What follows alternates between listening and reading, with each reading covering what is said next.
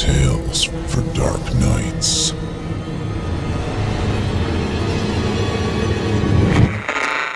Want to make sure you never miss a Chilling Tales for Dark Nights video again?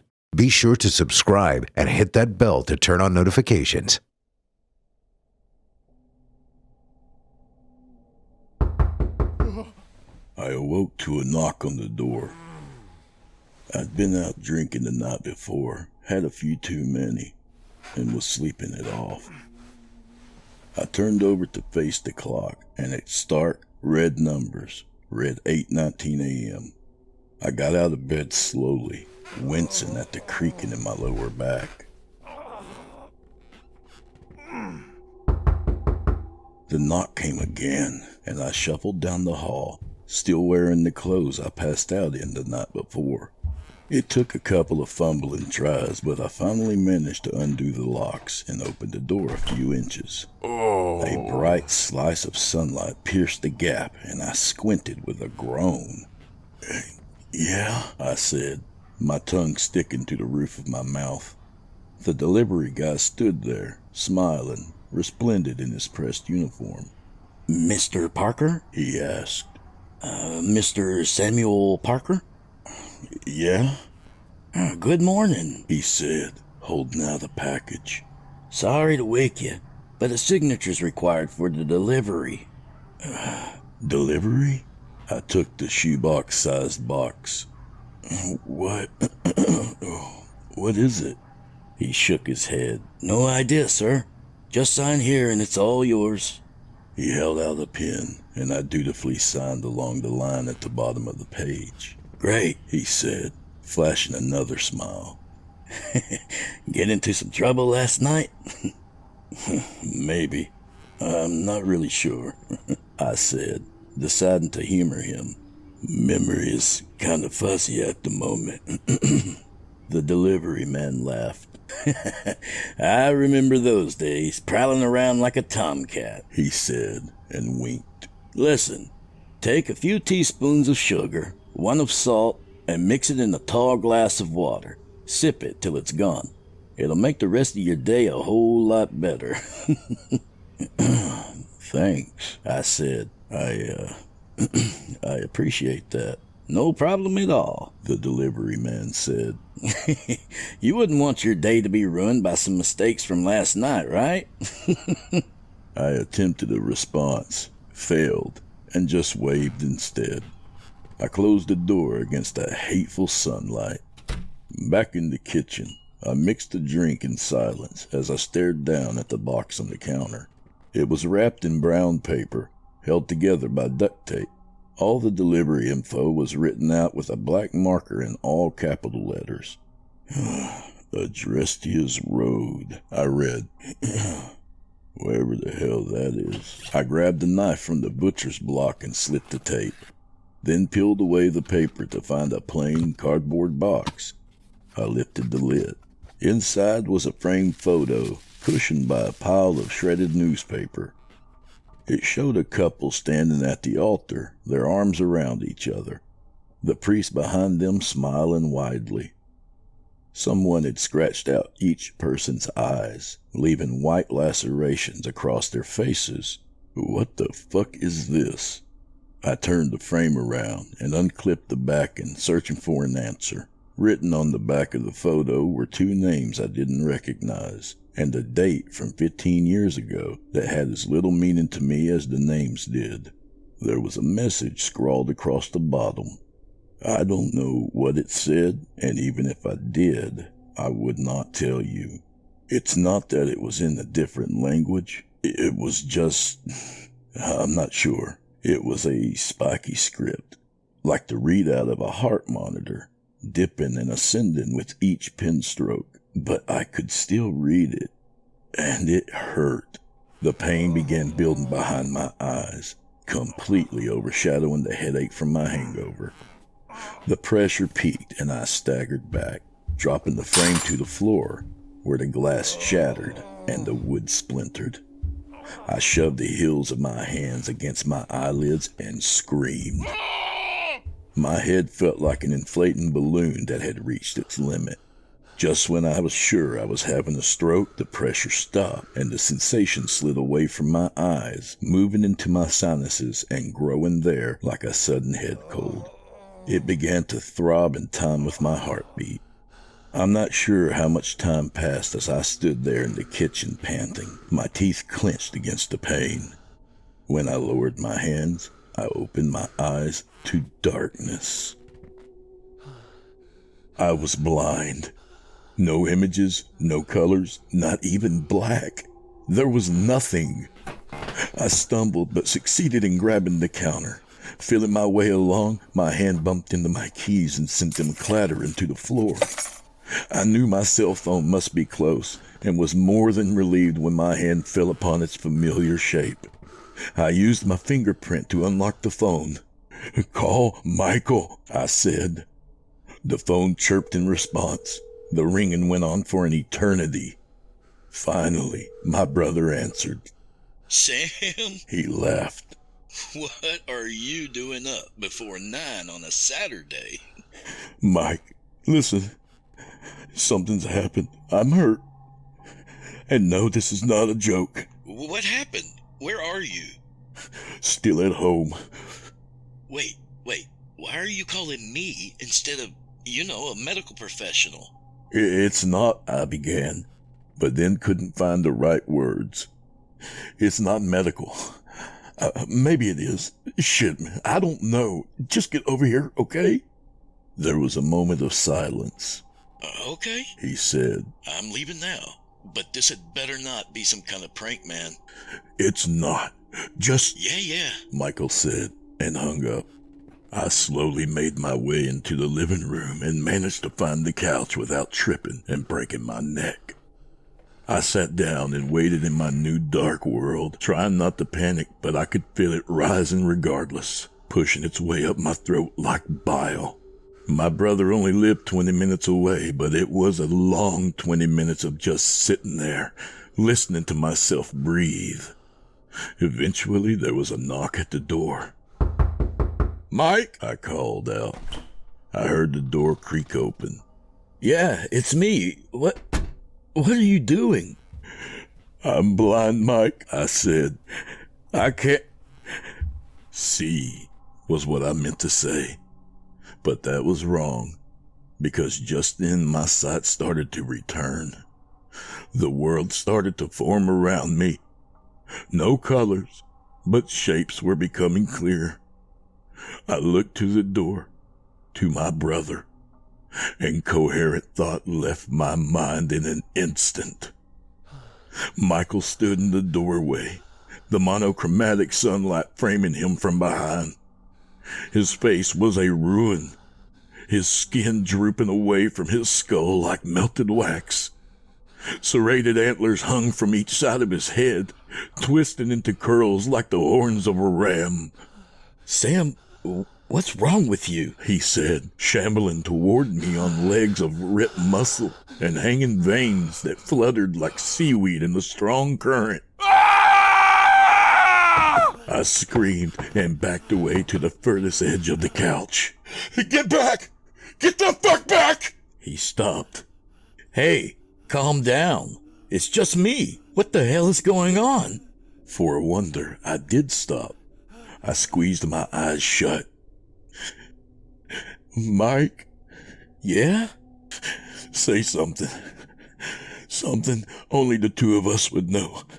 Your middle name is Brian. "No," I said. Something more specific." He said. Let's see. When you were 12, I caught you in the bathroom. Okay. Enough," I said. "It is you. But you don't look like you." Sam, I swear to God, if this is some prank. No prank," I said. "Hold on. I need to check something. Move away from the door, off to the side where I can't see you." I heard his shuffling steps, then opened my eyes. The door stood open, showing a scene of gray grass and white sky. Something shambled along the sidewalk. Matted hair trailed down its flayed back. braided with strips of skin. Its left arm hung low, the claws at the tips of its fingers causing sparks as they skipped against the concrete. In its right, it held a loop of intestine tied around the throat of some beast, its carapace shining in the morning light. I struggled to keep my vomit down, but a sour belch escaped my mouth, leaving a greasy taste in its wake. "Do you see that, Mike?" I said, pointing a shaking finger at the abomination outside. "Please tell me you see that?" "Yeah," he said. "one of your neighbors is walking their dog. So?" "No, it's," I said, then trailed off, unable to explain. I felt Michael grab my arm. "Come on, back to the couch," he said, leading me away from the door. I heard him close it, then felt his weight settle beside me as he sat down. "Okay," I said, "this is going to sound fucked up." I explained the events of the morning, keeping my eyes closed the entire time. When I finished, I heard Michael walk into the kitchen and the sounds of him inspecting the box. "Who delivered this?" I honestly didn't pay attention. I'm exhausted and hung over. "Figures," he said. "And who are—" "Don't look at that!" I cried, remembering the picture. "I didn't look at the back. Chill out." I slumped against the back of the couch, relieved. "So," he said, "some mystery company delivered a mysterious package containing a mysterious photo that made you go blind." "Yes," I sighed. "And now you can see, but everything's in black and white, and I look like some sort of creature that crawled out of a grave?" "When you put it like that, it sounds crazy." I could hear the sudden swish of him turning the box around on the counter. "What about this web address?" he said. I blinked. "I don't know what you're talking about." "On the bottom, after the return address, there's a URL. Looks like random characters. I've seen something like this before." "Well, what is it?" I could hear the pleading in my voice and hated it.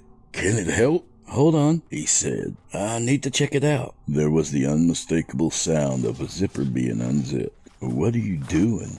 "Getting my laptop out," he said. "You're lucky I'm on call for work this weekend. Otherwise, I'd have left it at home." "Is there a need for emergency virus protection updates on the weekends?" I quipped. I didn't have to see his expression to know what it was. "There's a lot more to IT security than viruses, dick." The sound of typing punctuated the silent pauses. "You could have just used my tablet," I said. "No, I couldn't. You need a special kind of browser for staying anonymous." "Makes sense," I said, though it didn't, but I couldn't think about it then. "This isn't just a regular site that you can pull up on Google," he said. "It's on the dark web, a whole network of sites that aren't indexed by search engines, and they're only accessible by certain browsers if you want to remain anonymous, which is kind of the whole point. You can only find what you need if you know what you're looking for, or in certain situations by invitation only." "What kind of situations?" I asked, uncertain if I even wanted to know. "The highly illegal kind. Drugs, usually, and worse." "Worse? What, hitmen for hire? Government secrets?" "Worse," Michael said flatly. I let that last one slide, certain this time that I didn't want to know. "So you're going to, what, hack into the site?" His laugh made me feel stupid immediately. "Hack? No. This address is probably passed from an individual, given access to specifically chosen people." "Like me?" "Maybe," he said. "Let's find out." More clacking and keystrokes. "Okay, I'm at the site," he said. "It's very basic, but I need a pin to get inside." My alcohol-addled brain decided to start working. "How many digits?" 8. "This picture," I said. "The date on the back, that's gotta be it." "That seems a little too obvious," he said. I nodded. "Exactly. You said these things are sometimes invitation only." Someone meant for me to see the address. Why not the pen? Grabbed the photo. I listened as he walked into the kitchen, crunching over the broken glass. A moment later, I could feel him pressing the photo into my hand. Thanks, I said. Now step back. No offense, but I don't want to risk looking at you again. None taken, he said. I opened my eyes, bracing for the worst, but nothing had changed. Everything was as colorless as an old 1950s sitcom. Okay, here. I read off the numbers. We're in, he said. I can't believe you were right. Thanks a lot. It's a video feed, he said. Just a room. Some covered furniture. That's about it. I need to see, I said. Come sit beside me. Just let me do the driving so I don't see you. I closed my eyes as he passed me, then felt the weight of the laptop as he positioned it on top of my thighs. I opened my eyes. It was as he had described it, a nearly featureless room, until the door opened. A man walked out, dressed in a t-shirt and jeans. That's him, I cried. That's the delivery guy. Hello, Sam, the man said. I gotta say, I'm kind of surprised to see you this early. I thought it would take you longer to figure it out. But I see you had some help. Michael quickly reached out and covered the webcam embedded in the top of the monitor. I barely suppressed a cry at the sight of his scabbed and twisted fingers. It's okay, the man said with a laugh. I don't need to see you. I just need you to see this. He grabbed one of the furniture covers and pulled it away with a flourish, like a stage magician performing a trick.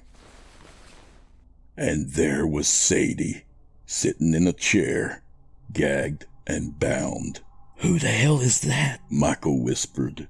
Go ahead, the man said. Tell him. Her name is Sadie, I said thickly, my mouth feeling like it was stuffed with cotton. She's the woman I've been seeing lately. Seeing? the man said. Is that what you call it? I said nothing. Now, the way I see it, the man said, striding over to Sadie. The only reason you're not strapped to this chair is that you didn't know. Know what? I cried. What is this about? That she was married. That we, he gestured to Sadie, are married. 15 years next month. I'm sorry, I said, and I meant it. Listen, I honestly had no idea. That's why I'm letting you live, he said, reaching behind the chair. He raised a knife in front of his face, studying it. But, unfortunately for her, she knew better. I shook my head, tears starting to blur my vision. Please don't hurt her, okay? People make mistakes. I'm sure we can talk. I will hurt her, he said. And you're going to watch. Or you can keep seeing the world with no color, and everyone you care about will be a monster in your eyes, like she now is in mine. Sadie's cries were muffled by the gag. A cornered animal, her eyes wild and bright with tears. I can't, I sobbed. I can't watch this. It's up to you, he said. Watch what I do to her, and tomorrow you'll receive a letter with a special message just for you. Read it, and you'll be back to normal. Your choice, Sam. A few minutes of murder, or a lifetime of monsters. I looked at Michael, at his bulging, yellow eyes. I nodded to him, and he removed his hand from the webcam. And I watched.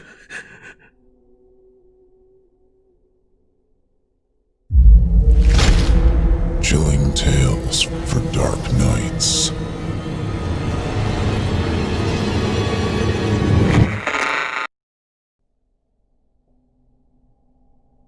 Hello.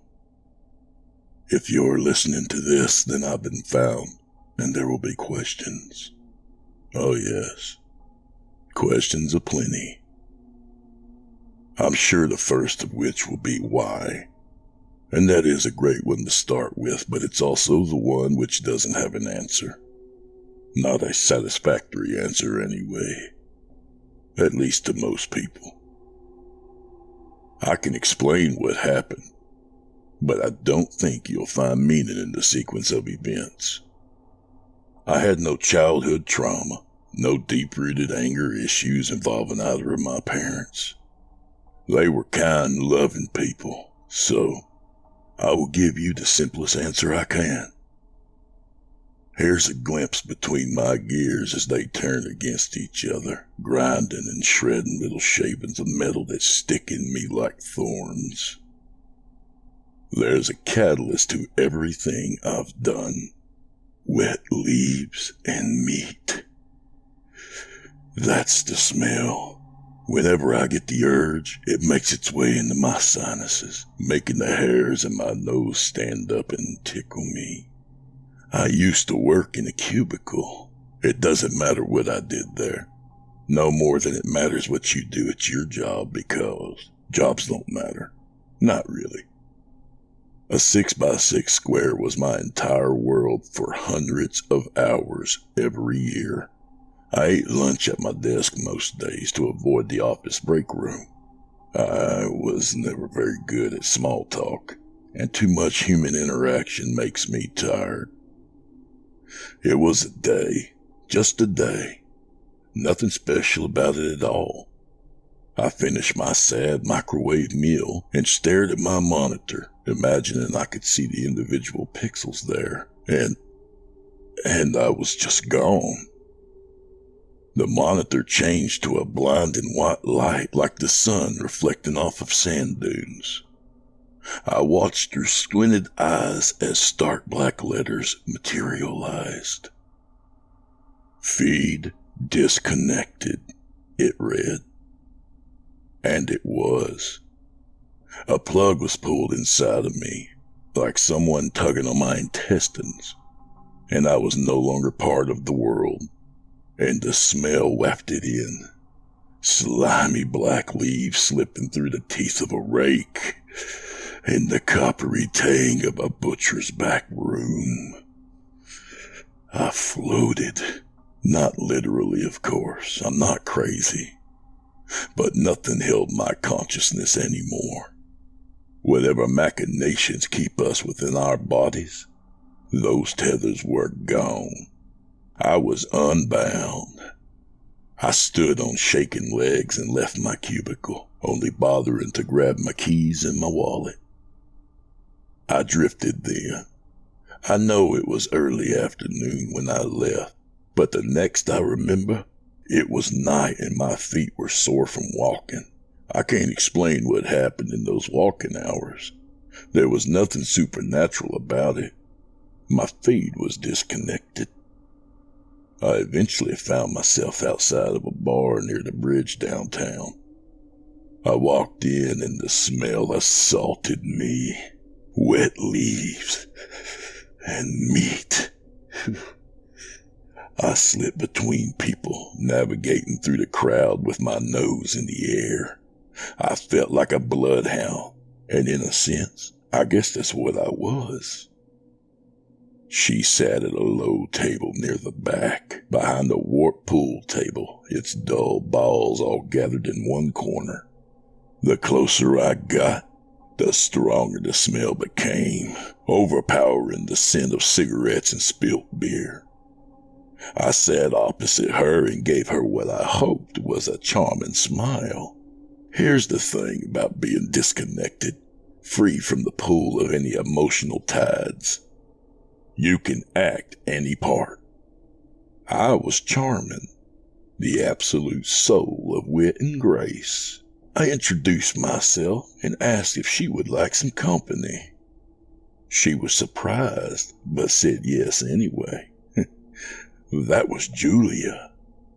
Everyone knows everything about her now, but she was just a stranger to me that night. I didn't know she was there to drown the thoughts of her husband and his mistress. I didn't know she was upset about turning 45 that week. I didn't know she had a kid in college and one in high school. But understand this, it wouldn't have changed the outcome if I had known. She was marked by the smell coming off her in waves. After a few more drinks and some increasingly arousing conversation, we slipped out the back door and into the shadowed alley. She was all over me in an instant, a starving animal. I could feel her lust, her middle-aged desperation. I could almost hear her thoughts through her urges. Feel me. Listen to me. Fuck me. Love me. Love me. Love me, please. I listened, then I led her out of the alley. We walked down the street, the overhead lights a baleful orange. When the smell became stronger, I knew we had arrived. A building closed for renovations, its windows covered with plywood.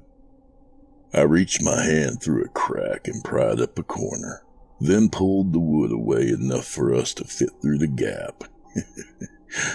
She giggled as I laid her down upon the unfinished floor. The smell of sawdust was almost strong enough to cover the smell of rot. I felt nothing for her, not lust and not love. The feel of her tongue in my mouth was meat. The smell of her breath was mold. But my body responded appropriately. Now this is where it was all clear. As I reached in my pocket and drew the knife, and where had that come from? The world came into clarity for a brief second. I could see everything. The dark didn't matter. And the colors. Oh, the colors were an epiphany.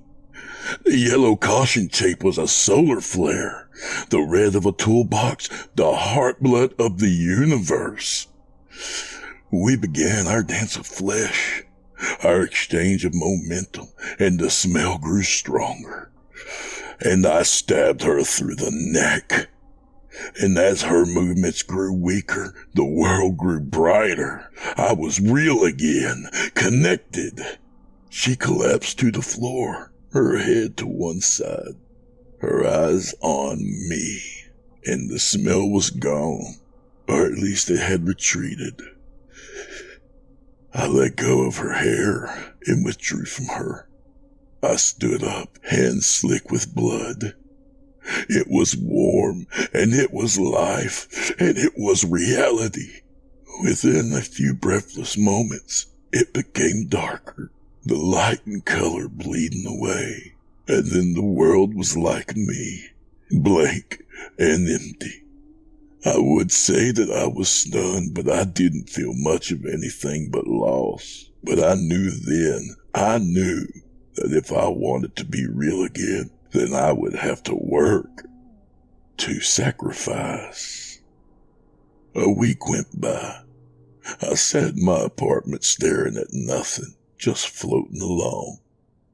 I eventually turned off my cell phone. The constant calls from work and family were filling my voicemail box, and I found it irritating, like sand between my teeth.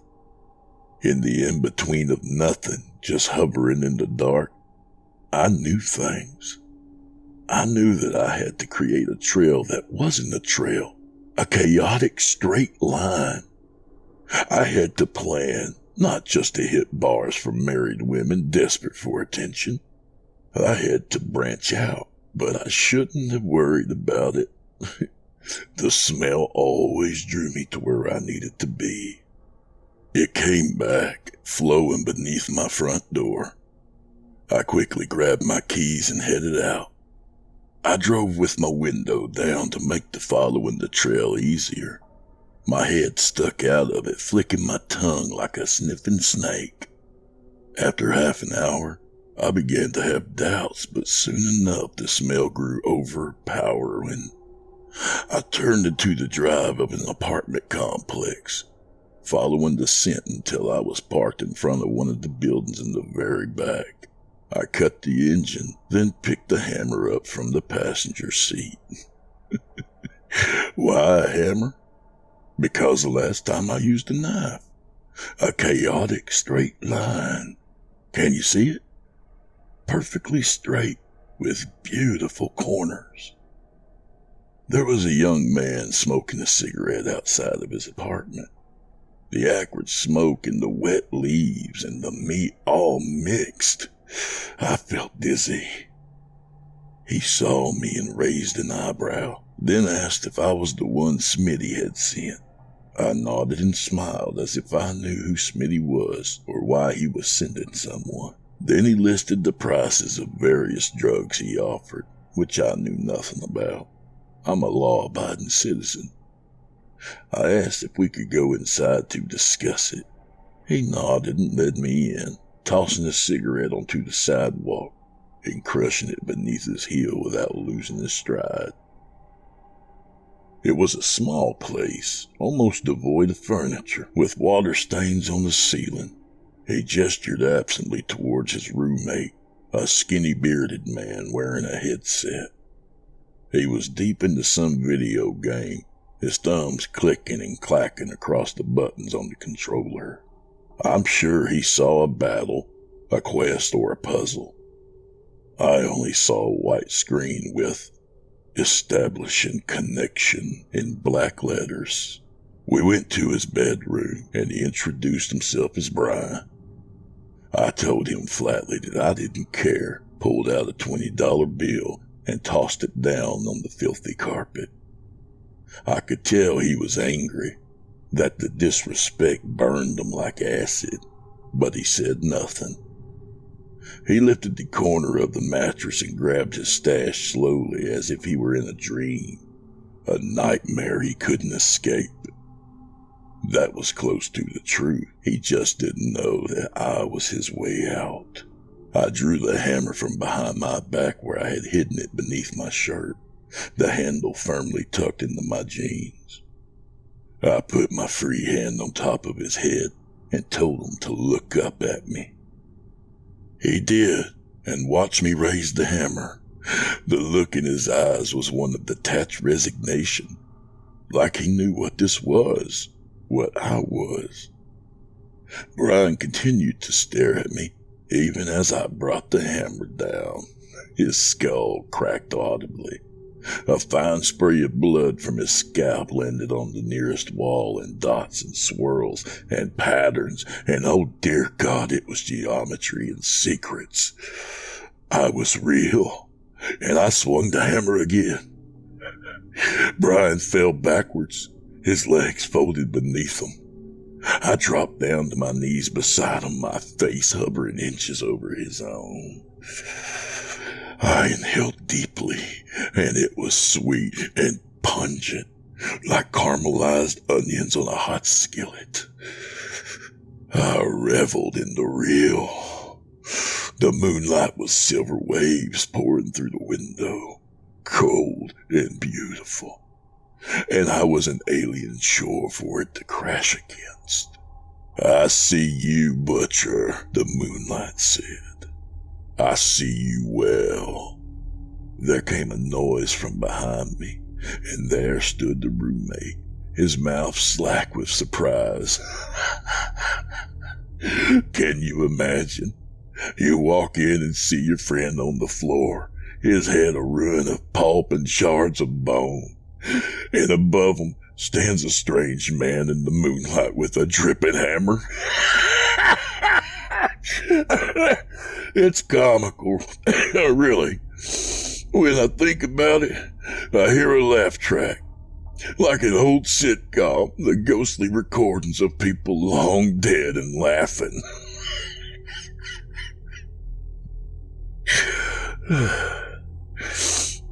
I moved quickly, swinging the hammer at his face, but for all his shock, he reacted faster than I anticipated.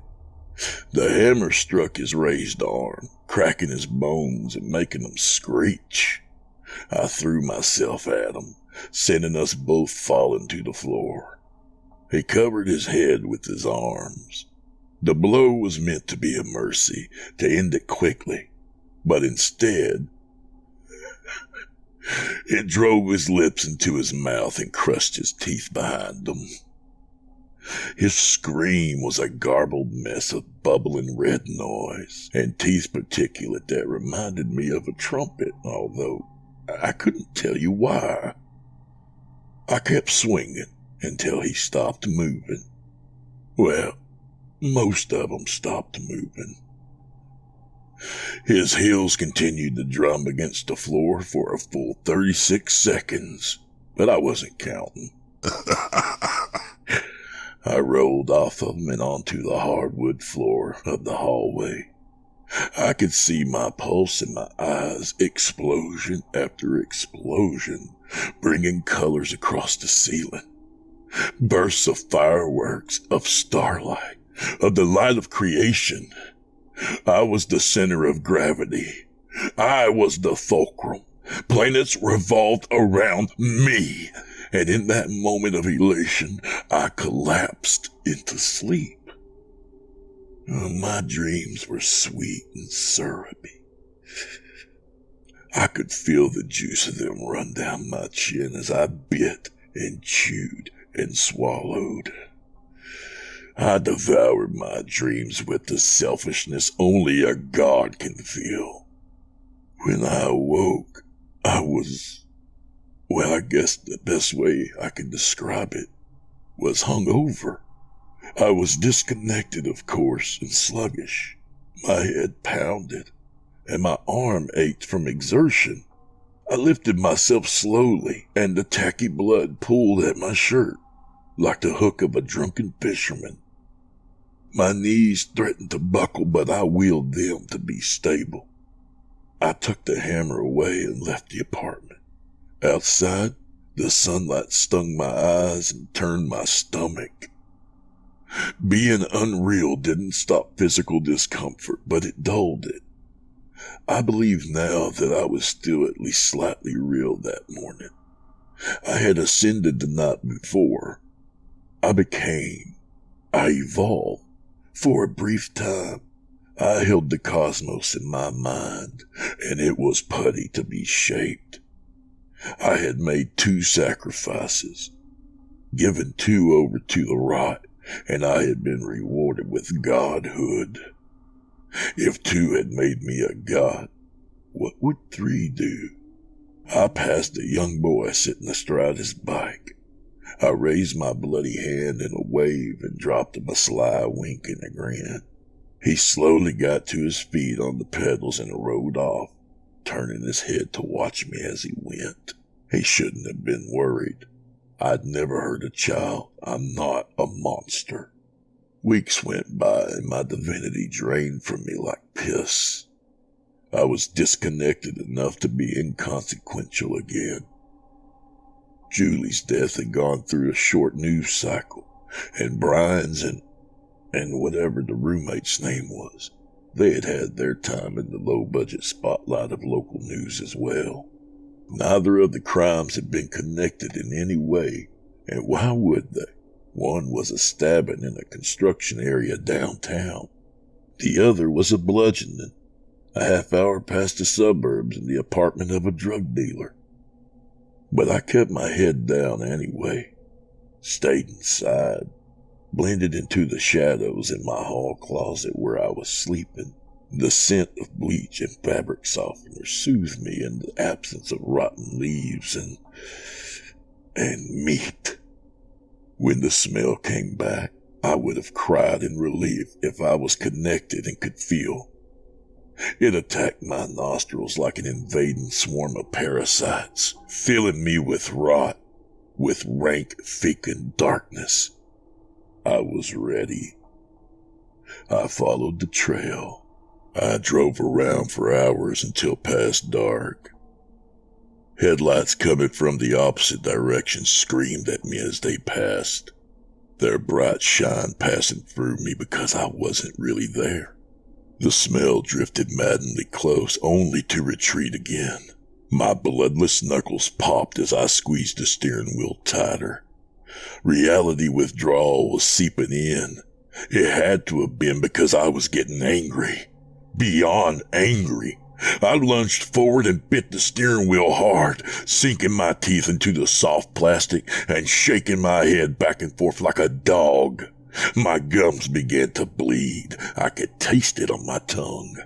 I drew my head back and stared at myself in the rearview mirror. Blood dripped from between my lips, and the reflection was dark, and I couldn't see my eyes, but they must have been there, because I could see my crimson teeth smiling back at me, and I was parked in someone's driveway. I don't remember how I ended up there. I didn't even know where I was. It was a ranch-style house, dusty red, with cream-colored shutters that reminded me of my teeth. Half hidden in the shadows of the passenger footwell was the hammer. It was black, with old blood and what looked like curds, but was secretly something else. I was sure of it. I reached across the seats and grabbed the handle and picked it up. It looked at me, and I looked at it, and we both nodded in some unspoken agreement that I didn't understand, but it seemed good enough for the hammer. I walked up the sidewalk lined with flower beds. The door was lit by a single bulb, surrounded by a tempest of moths and squiggles that blurred when I tried to focus on them. I pushed the button nearby and could hear the chime of the doorbell echoing in the house. No answer, so I pressed it again. An older man opened the door a few inches and looked at me with eyes half closed against the brightness of the bulb. I smiled at him and could feel the sticky blood between my lips as I watched his eyes widen right before I swiftly shouldered my way past him and into the house. I shut the door behind me. The man had fallen on his back hard and was gasping for breath. I fell upon him, straddling his chest and swinging the hammer like a conductor's baton, swift fluid motions that felt choreographed, like I was a puppet made to dance, a wooden unreal boy. But when the hammer connected and I felt the vibration of the blow travel up my arm, the gates opened and I was plugged in. I could smell fear in the urine that spread out from beneath him.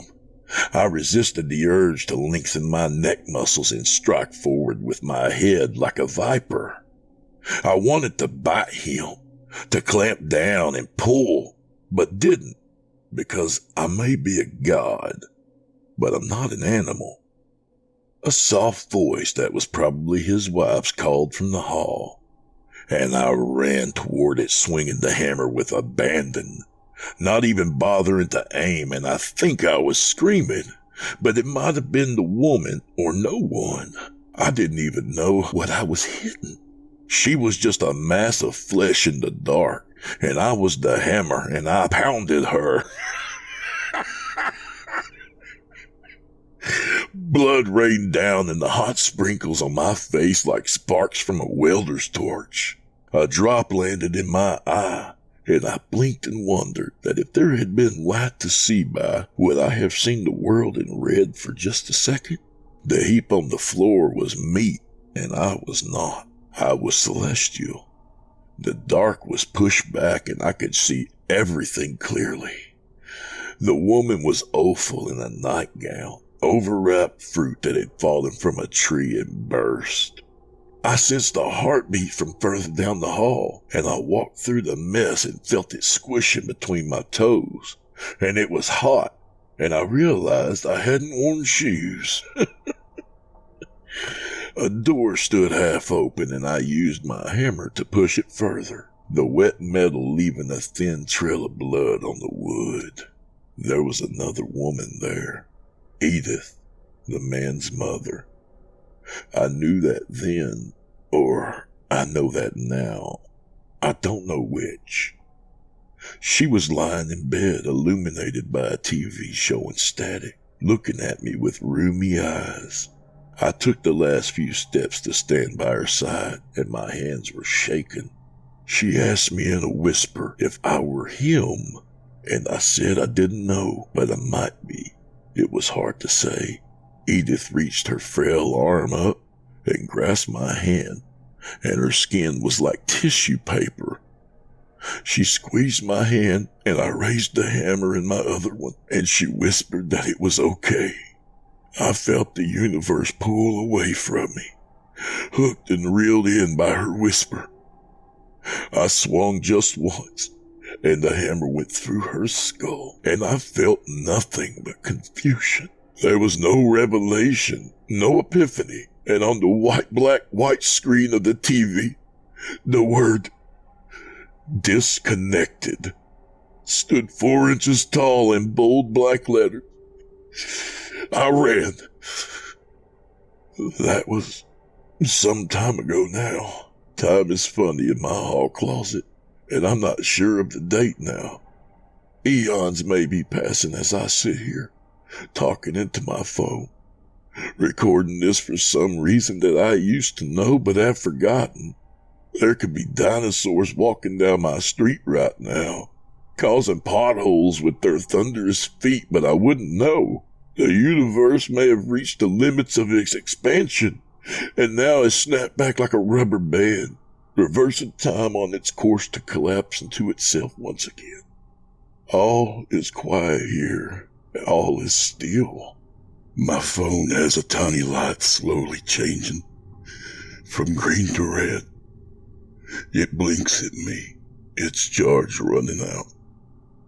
And I want to cry because I know exactly what it feels like. My empathy for my phone light is complete and all-consuming. We're both blinking, and we'll both die, but I don't know which one of us will go first. Now you've seen the butcher. And when the god of rot and stench consumes me, when he breaks me down to the tiniest elements, I will be reborn as his avatar, his son, a walking statue of fly-blown meat. And then, you've seen the butcher, and when I return, I'll see you too. I'll see you too.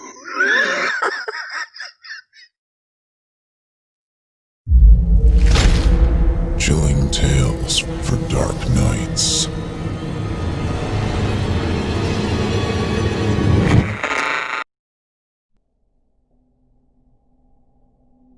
Hugh stood at the pulpit, his hands loosely holding each side.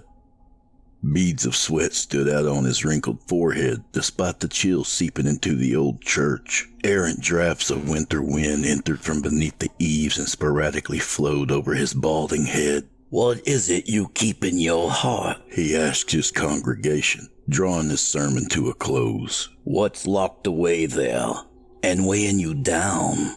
Families lined the pews. Wives watched him, either from sincere interest or merely politeness, he couldn't tell. He liked to think the former, but he wasn't that naive. The men were easier to read, surreptitiously glancing at their watches or phones, hoping that he'd end early so they could be home by game time. Kids were the most transparent, squirming in their seats and whispering to their equally impatient siblings. Hugh didn't blame them. He often bored himself. Is it regret? Grief? He asked, letting go of the pulpit and raising his hands out to them. Or even hate? I tell you now that when you harbor that negativity... Someone laughed, the sound quiet yet obvious. Hugh stopped and glared out at them, his eyes sweeping the room. They all stared ahead, no one giving anything away. He cleared his throat. As I was saying, when you hold on to that hate and let it take up residence in your heart, there's no room for anything else. So where will you put Jesus? He paused, letting the question linger for a moment. How can he enter your heart if it's already full? You must ask yourself if your hate is more important than God's love. And I sincerely hope you know the answer without me saying it. Think on this during the week to come. Consider how best to empty your heart of things that keep God's love from filling it. Now, please stand. Hugh watched them all as they stood. Mothers reached out and grasped children's hands. The children smiled unabashedly, knowing the sermon was over, and that they'd soon be playing away the rest of their weekend. The husbands shot glances at one another, their grins more subtle. Let us pray, he said, and scores of heads bowed in unison. Lord, please bless us. Only one head was unbowed. A teenage boy stared at him, his close-cropped hair shining beneath the overhead lights. His face devoid of expression. Hugh continued, his mouth on autopilot, the stale words dropping from his lips, leaving a taste like sawdust on his tongue. Hugh stood outside the vestibule, shaking hands as he shook in the cold, accepting well wishes and other insufferable compliments, but he suffered them all the same. Very nice sermon, Pastor Stephen, someone said. Great job today, Pastor. Someone else said. Really enjoyed it. We'll see you next week. He pressed the flesh, squeezing each hand as it went by like they were on an assembly line. Eventually there was no one else. Yet he stood, an automaton with no task, his hand hanging in the air. He turned and went inside, shutting the doors behind him. Walking the aisle, he stooped to grab a gum wrapper from beneath a pew. Lorena would be in tomorrow to clean, but he couldn't just walk by and leave it sitting there. It used to upset him, the carelessness, the audacity, really, of leaving one's trash in God's house. But nowadays it brought no anger, just a sigh. Hugh stepped up to the pulpit, carefully replaced his bookmark between the thin pages of the Bible, then closed it. He ran his hand over the old leather cover. Its worn texture soothed him, but not in the way he needed. It was the comfort of nostalgia, not of faith. If his congregation only knew how little he had heard from the Almighty lately, they'd pack up and head to greener pastures.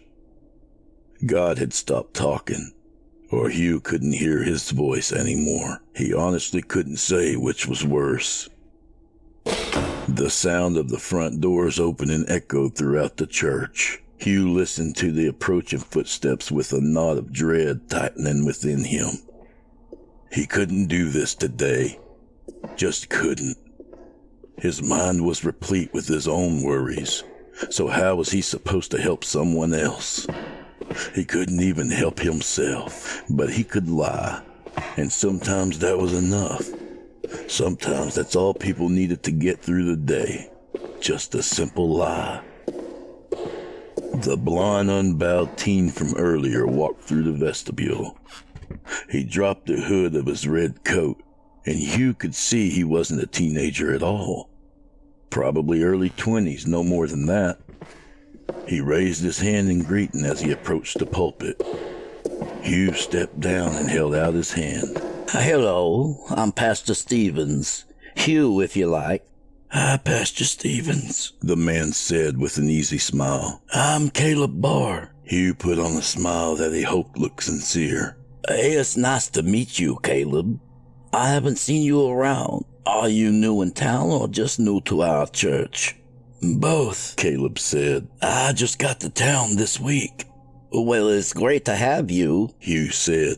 And I'd love to talk to you more, but I'm afraid I'm quite busy with closing up now. My rectory hours are from 2 to 4 in the afternoon. Perhaps you'd like to stop by then? Caleb's expression changed, misery spreading across his face like the shadow of a passing storm cloud. Oh, yeah. I'm sorry. I've been having some issues and was hoping maybe you could help.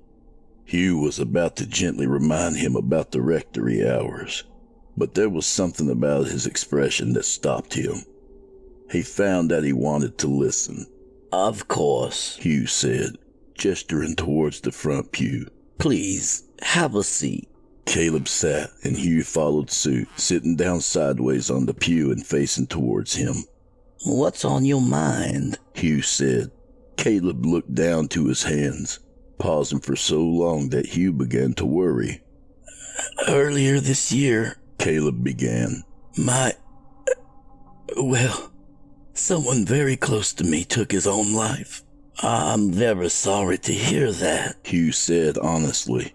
The sudden death of a loved one is always tragic, but suicide is especially hard to come to terms with. It has been hard, that is, Caleb said. I knew something was wrong. I'd known since we met. He carried, I don't know, a weight with him wherever he went. Like he had his own internal gravity to struggle with. Like he was being held down. Hugh nodded solemnly. That is often the case. Whatever your friend was carrying was dragging him down. Something he let fester in his heart. I'm not blaming him for his actions. He's beyond any of our judgments now. But if you don't let someone help you with the weight, well, you'll drown. Yeah, that's it exactly, Caleb said, nodding. And I tried so many times, begging him to let me help. Or at the very least, let me find someone that could help. A counselor, a therapist, something. But he always refused. Caleb's eyes filled with tears, but he didn't make a sound. Hugh placed a hand on his shoulder. You did what you thought best, he said. But some people won't get help. Not because they don't want it, but because they can't see past their own pain. It clouds everything, keeping them from moving forward. Please don't carry this guilt around with you. I promise you that it's not what God wants. Try to let it go, for your sake and for his. Caleb wiped his face and smiled. I know you're right. He wouldn't have wanted it. Hugh returned his smile, and something incredible happened. For the first time in a very long time, he felt something. He was helping, maybe even making a difference in this young man's life. This was something more than the suburban squabbles and gossip that was the norm from the rest of his congregation. If he could give this person hope, then maybe he would rub off on him as well. Of course he wouldn't, Hugh said. I know what he would have wanted, Caleb said. The same thing that I want now. What's that? Hugh said. I'd like you to answer a question. Okay, I'll do what? Tell me, Hugh, Caleb said, leaning forward. What is a man? The words galvanized Hugh, bringing him to his feet. What did you just say? Caleb stared at him, his eyes cold and hard. He slipped his hand into the pocket of his coat and drew a pistol. Sit the fuck down, Caleb said, pointing the gun at Hugh. Hugh's knees shook, threatening to give way beneath him. He did as he was told. I'm going to ask you again, Caleb said. What is a man? Where did you hear that? Hugh said, the words barely escaping his dry lips. Oh, I think you know. Caleb's smile was wide and humorless. Look, Hugh stammered. I don't know what's happening here, but I assure you, let me tell you what happened, and then I'll tell you what's happening. Deal? Hugh nodded. What else could he do? Up until 6 years ago, you ran reclamation through scripture. I don't know what... Caleb raised the pistol until the end of the barrel was directly before Hugh's eyes, black as death and wide as a train tunnel. Hugh moaned, the sound small and weak.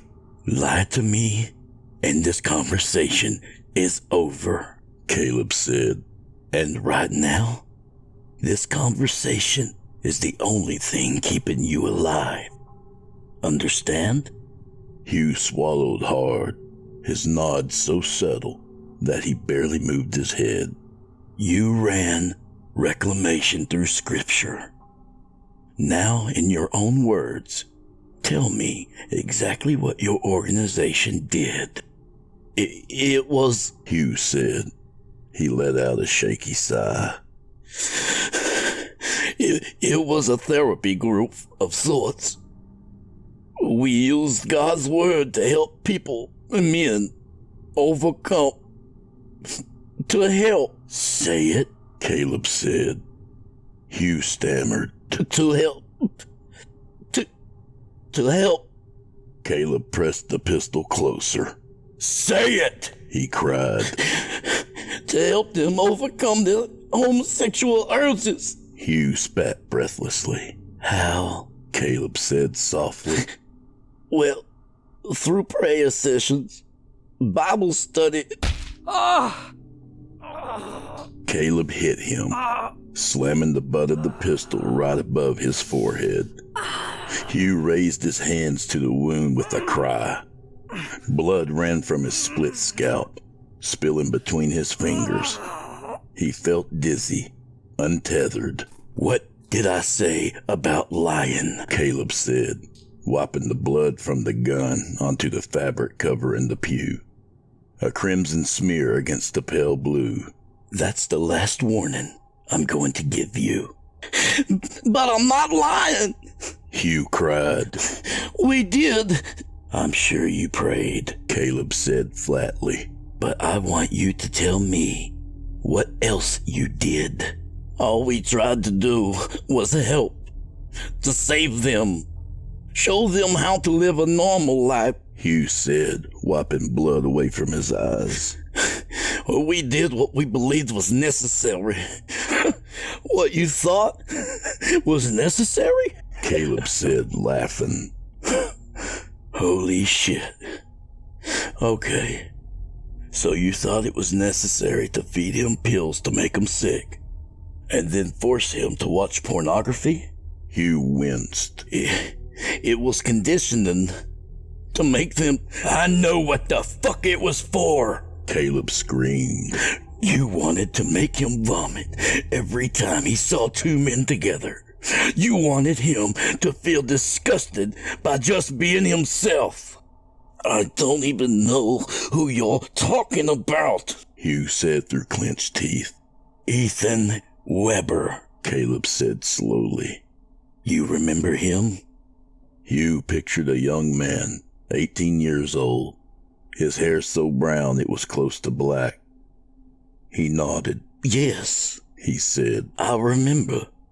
Caleb sat back. Good. Now I'll tell you what I remember. I was fresh out of the army, starting college at 23, and anxious as hell. I've been in firefights, watched friends die, but I was about to piss my pants just walking around campus. No friends, no family. Well, I have a family, but we haven't spoken since I came out. Big surprise, huh? My first day, I'm so nervous I couldn't bring myself to walk into the classroom. And there he was, sitting on a bench. He saw me looking and smiled, and all of my anxiety disappeared. Hugh said nothing, but he couldn't help the feeling of revulsion at the thought.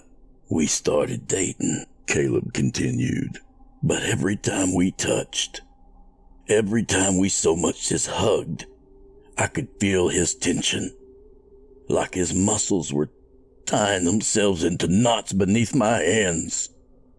We were together for 6 months before we even kissed. Caleb, listen, I'm sorry. Caleb kept talking as if he were oblivious to Hugh's presence. It was another year before we tried to be intimate. I didn't mind the wait. I just wanted him to be comfortable. He was so nervous, shivering like he was freezing. You don't have to, Hugh said, suddenly sweating. I don't. He didn't want me to see the scars, Caleb said, his jaw tightening. as if he could bite down on the words and destroy their very existence. He had warned me ahead of time, but I still had to rein myself in at the sight of him. I had to keep a straight face, show him I was fine, and that it was okay. But I wasn't okay. I was furious. Hugh's eyes felt hot, and his pulse hammered along the sides of his neck. How sick do you have to be? Caleb asked. How fucking deranged? Stop, Hugh pleaded. Please, to attach a generator. I said stop. Hugh cried. Caleb leaned in close enough that Hugh could feel the man's breath on his face. You drugged him, Caleb said, his voice cracking. You brought him women, prostitutes, and shoved those little blue pills down his throat to get him to perform like a circus animal. Did you watch? Did you like that, you sick fuck? I didn't. Hugh lied. Listen, he was 18 years old. He was a man and old enough to make his own decisions. No, Caleb said. No, those decisions were made for him. Hammered into him after years of his parents and his church telling him that he was not normal, an abomination that he was going to burn forever. He would have done anything to make his parents love him again. But they didn't deserve it. They didn't deserve him. Hugh silently prayed, not for forgiveness, but for his life. Caleb stood. He left me a letter, he said. I found it 2 days after he took his own life, with the same gun I'm holding now. He wrote about how much he loved me, but could never be enough for me. How he was broken and could never be whole. But do you know what I will always remember? More than his words of love? I'll remember his last sentence. If there is a hell, I hope Pastor Hugh is there. Caleb smiled. So, I'm here to make sure that happens. Please, Hugh said, breaking down into sobs. Please don't kill me. Because I know something you don't, Pastor Hugh, Caleb said. Do you know what's worse than knowing there's no God? It's knowing that there's no divine judgment, no justice, but there is vengeance, not in any hell, but right here on earth. Hugh reached out, his fingertips brushing Caleb's jacket. I'm begging you. As much as I want to, I'm not going to kill you, Caleb said, and pocketed the gun. Hugh stared up at him, confused, his vision a prism of tears. You're going to do that yourself. No, I won't. The Bible says you will. Maybe not today, but you will. Here, I have something for you. Caleb placed his hand on Hugh's head, directly on the wound in his scalp. He began to speak slowly, his voice barely above a whisper. The church began to shake as the wind strengthened outside. Snow slammed into the outer walls to sound like static. Hugh's head spun as if he were drunk, but his limbs were frozen in place. What are you doing? He slurred. What? Hugh's mind was flooded. He saw himself through Ethan's eyes as the boy was tied down, could smell the brown leather straps, and feel the cold touch of the brass buckles. his tongue pressed against the cloth gag as his muscles convulsed to the tune of the generator's hum. The air smelled of ozone and flesh, burning hair and sour sweat. He felt Ethan's terror and pain, but there was something worse. Something worse than the electricity coursing through the most vulnerable parts of him. Hugh could feel Ethan's hope. Hope that his family would accept him again. That his dad wouldn't look at him with disgust, or his mom with shame. Yes, the hope was far more painful. "It's done," Caleb said, and removed his hand. Hugh recoiled. He fell back against the pew as his bladder let go and warmth spread down his legs. What did you do to me? He said softly. I shared Ethan with you, Caleb said. I kept his smile, his laugh, his touch, all of the good things. And I gave you the rest. Everything that you helped put there. Everything that was left after the bullet took half of his face off. Hugh shook his head, sweat and blood dripping from his brow. I don't believe you, he said. And I don't believe in curses or any of that nonsense. Really? Caleb said. You've got to brush up on your Deuteronomy, Pastor. Hugh seethed silently. You know, Caleb continued, my recruiter told me that if I joined the army, I'd see the world. But I didn't believe her. I thought I'd be stuck stateside, never seeing any action. But it turned out she was right. I went to some places that you wouldn't believe. Places I didn't even know existed. It's amazing what you learn about a place when you truly immerse yourself in its culture. The crazy things you can learn from the locals if you're willing to listen. There's so many secrets out there in the dark corners no one explores. Hugh felt faint. What godlessness have you brought here? It was already godless here, Caleb said, standing. Always was. I'm leaving now. Call the cops if you want. It doesn't matter to me. And it won't change what happens to you. I would prefer if you didn't, though. I don't want to be in prison when it's time for your funeral. Now, if you'll excuse me, I'll be leaving. It looks like I'm going to finally meet Ethan's parents. Caleb turned and walked away.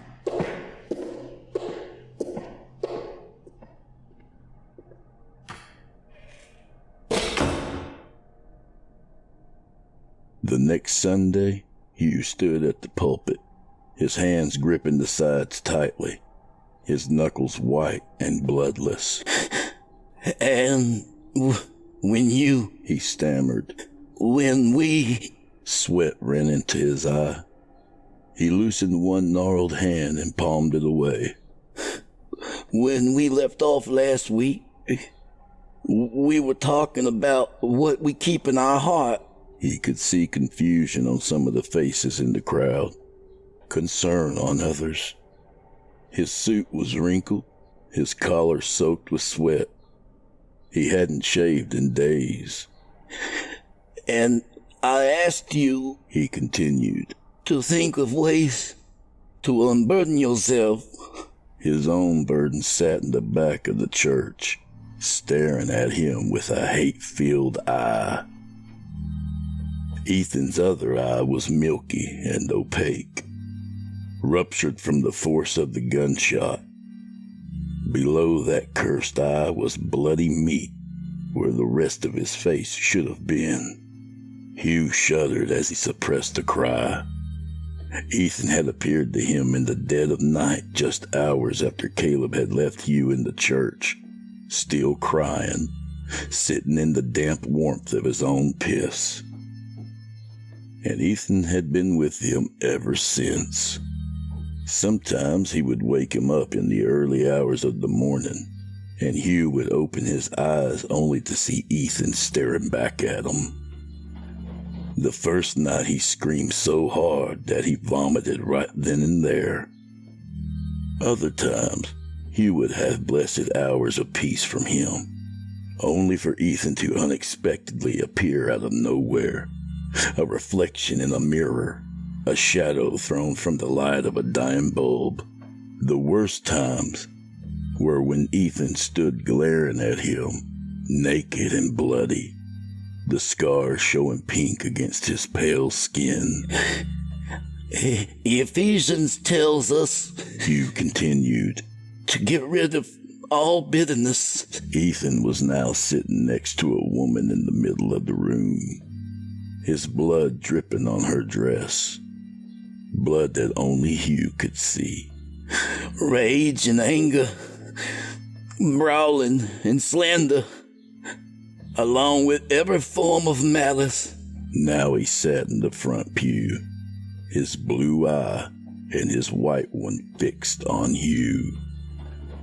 Hugh fought his terror and revulsion and looked down at him.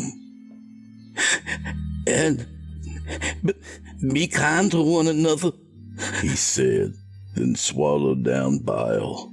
Tender-hearted, forgiving one another, even as God in Christ forgave you.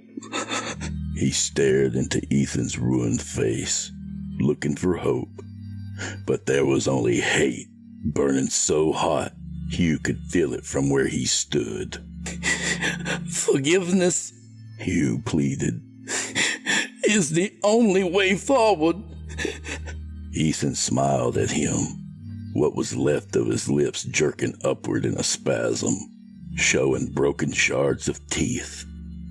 He shook his head slowly, and Hugh could hear the bones in his neck grating against each other.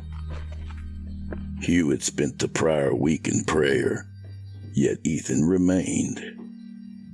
He had cried out to God, begging and bargaining. Nothing had changed. He belonged to Ethan as Ethan belonged to him.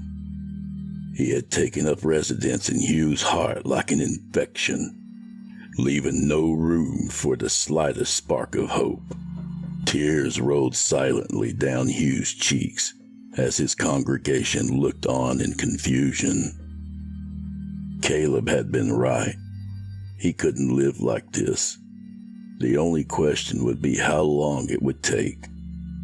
He had visions of locking the church doors and hanging a noose from the rafters, right above the pulpit.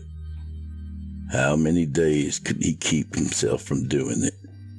How long until his mind broke beneath the weight of Ethan's dead glare?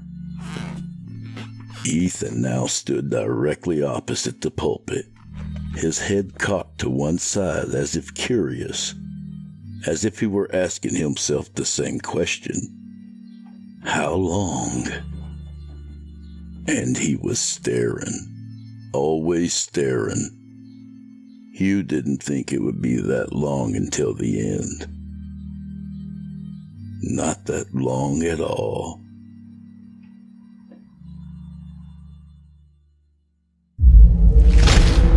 Chilling tales for dark nights.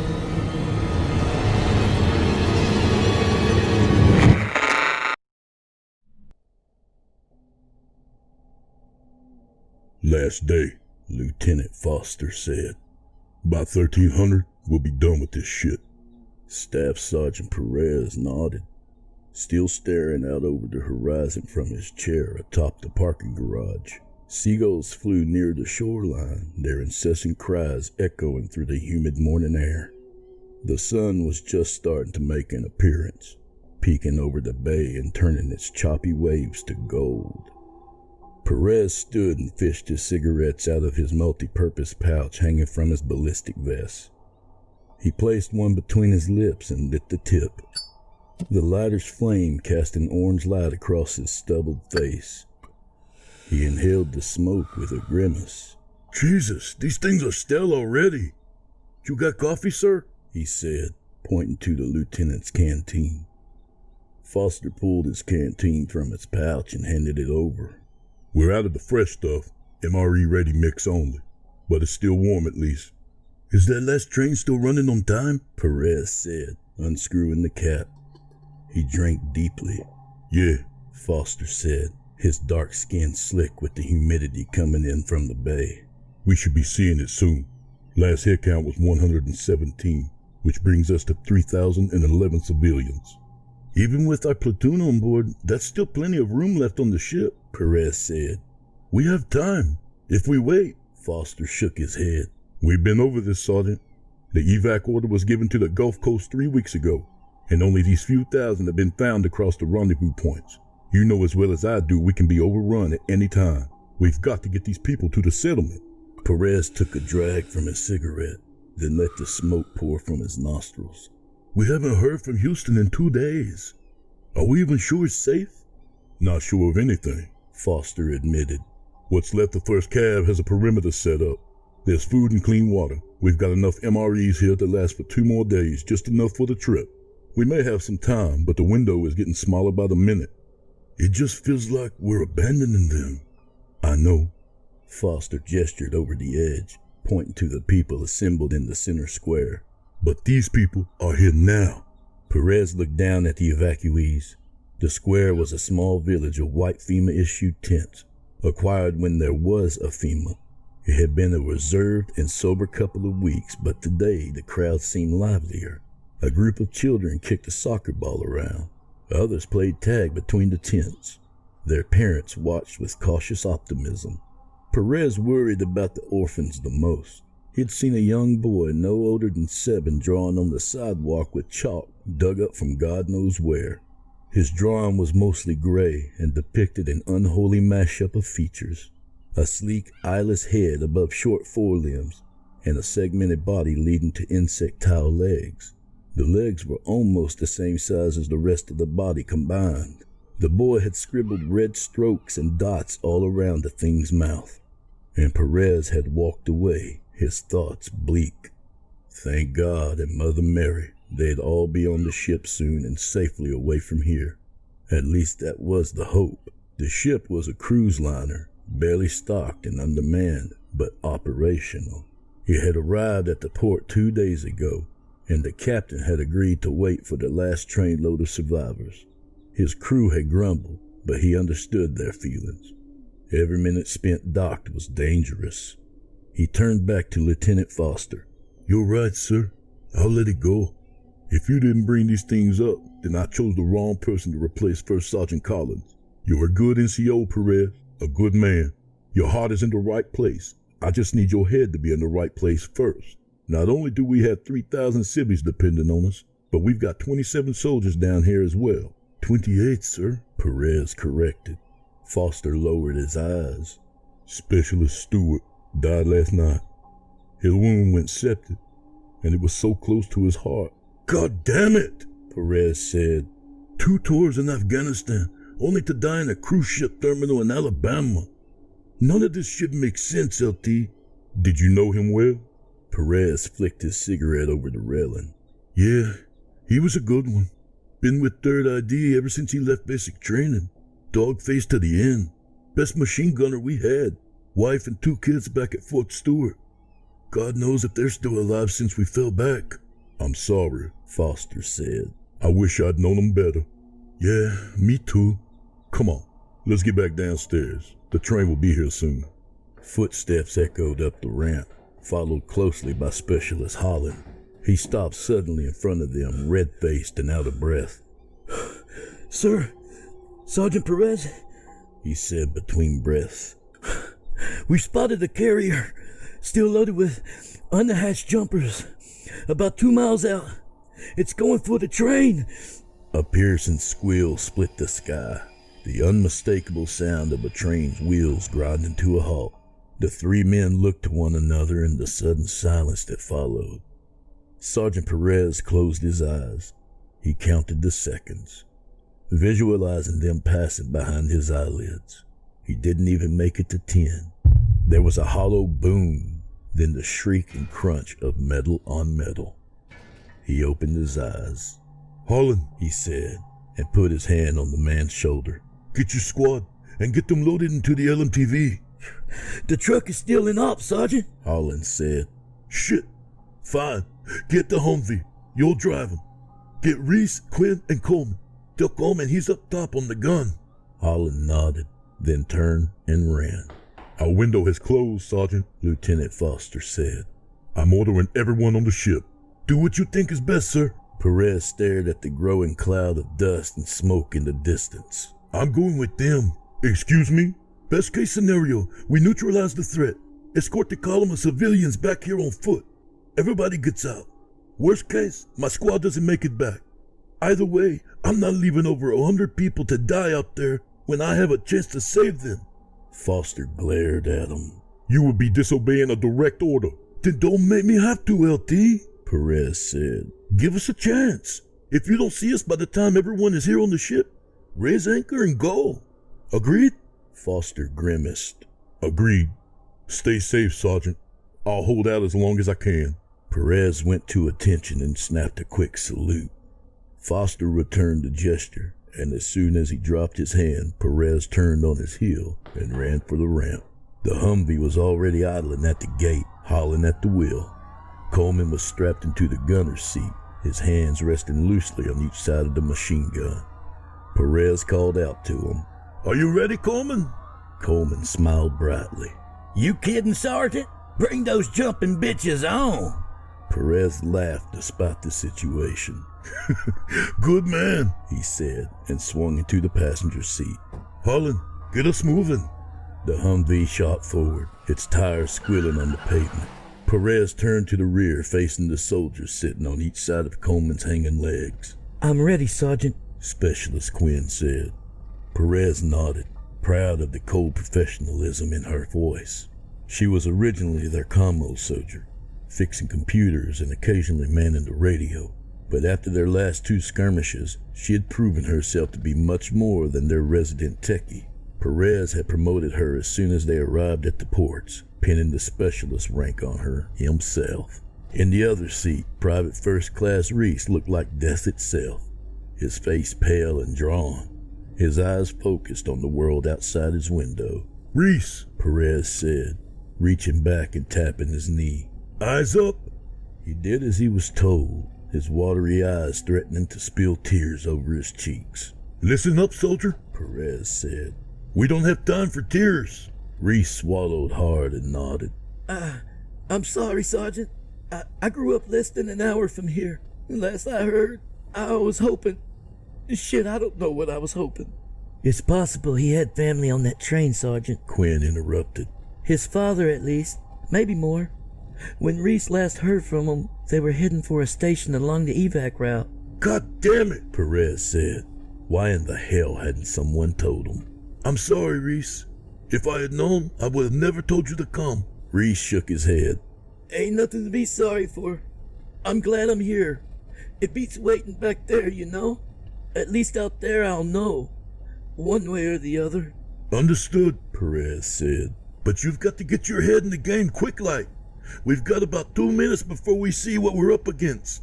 The last word from Recon was we've got jumpers. Don't know how many, but I'm going to work under the assumption that we're outnumbered. The carrier is still loaded. Oh, Christ, Reese whispered. But we've got grenades, and Quinn has the 203. We've just got to make them count. We kill as many of the bastards as we can and escort the civilians back to the dock. If that fails, we spend every last round we have buying the LT time to get the rest of them back on board the ship. Are we clear?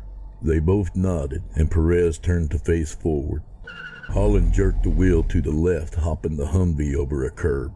Ahead, the tracks crossed over the street, the gate arms down, red lights flashing. Holland glanced at Sergeant Perez. Do it, Perez said. Holland nodded. Hey, Coleman, He cried out. head down. He straightened the wheel and slammed the gas pedal down. The truck slammed into the gate arms, exploding them into strips and splinters. All right, it's gonna get rocky, Holland said. The Humvee bounced along the aged and pitted asphalt road that ran parallel to the tracks. Shipping containers and old corrugated warehouses went by in a blur of colors on each side. Holland took a corner hard around the building, clearing their line of sight. Within moments, the smoke towered above them, and the train came into view. The diesel engine was on its side, consumed by flames, issuing a black column of smoke into the sky. 2 freight cars trailed behind, both toppled over as well. Perez silently prayed someone was left to save. Get us close, but not too close, He said. Take it to... The ground shook beneath them, rocking the Humvee. Shit! Stop the truck! It's coming, Reese said. Perez opened his door and stepped out. Harlan, you and Coleman hold here. Cover us. Reese, Quinn, you're with me. He took point, rifle raised, eyes scanning. There was a thunderous boom, and the freight car closest to them was tossed aside, flipping end over end, its corners kicking up earth and gravel as it went. Reese screamed as a shadow fell over them.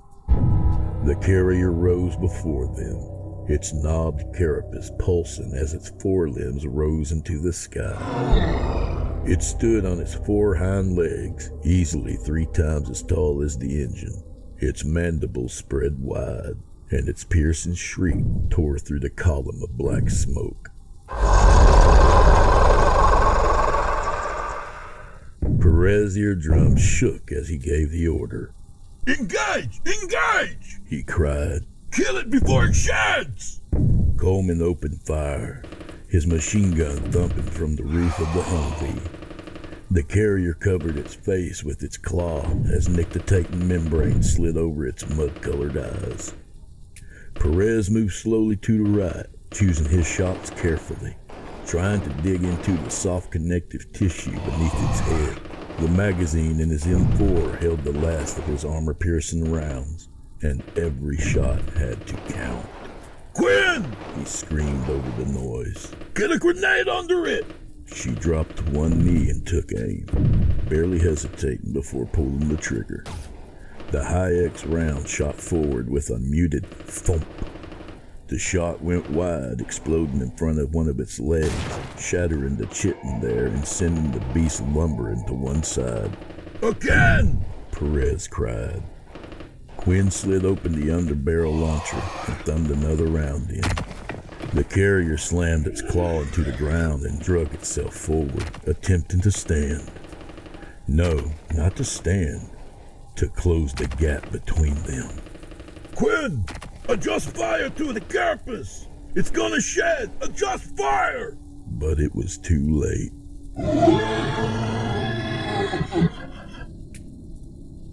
Its carapace undulated, a wave of movement that started behind its head and moved up its back. One by one, the knobs burst open with a splatter of brown fluid the color of fresh motor oil, exposing gnashing teeth and sleek heads. Coleman! We got jumpers! Reese screamed. I'm on it. Coleman called back. He fell back as Coleman swept the machine gun up and targeted the carrier's back, unleashing a torrent of lead. Perez grabbed a grenade from his pouch and waited. The jumpers emerged from their host like stones thrown from a catapult, leaping high into the sky, then landed on their thick hind legs with an explosion of earth. They hissed and clicked their mandibles, their iridescent skin shining in the dawn's light. Patterns moved over them like the film of colors on a wet oil slick. He pulled the pin and let it fall, then threw the grenade with a cry.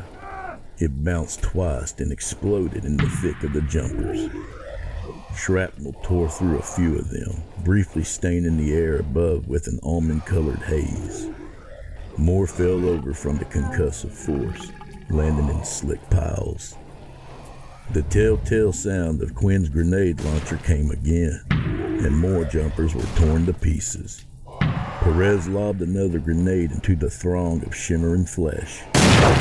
He readied his rifle again and caught sight of Reese.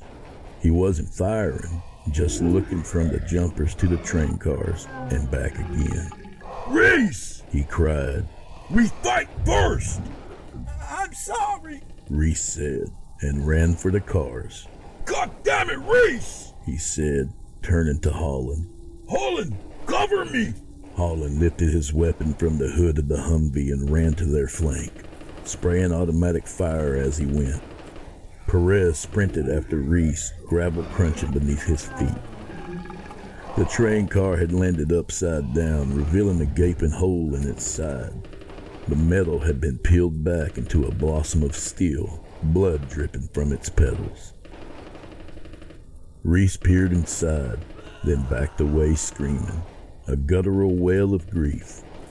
He fell to his knees in front of the car, his hands limp at his sides. The world seemed to slow. The gunshots were distant whispers, the explosions soft pops. From the hole came a jumper, its sharp and pointed forelegs gripping the edge, its head covered in gore from feeding.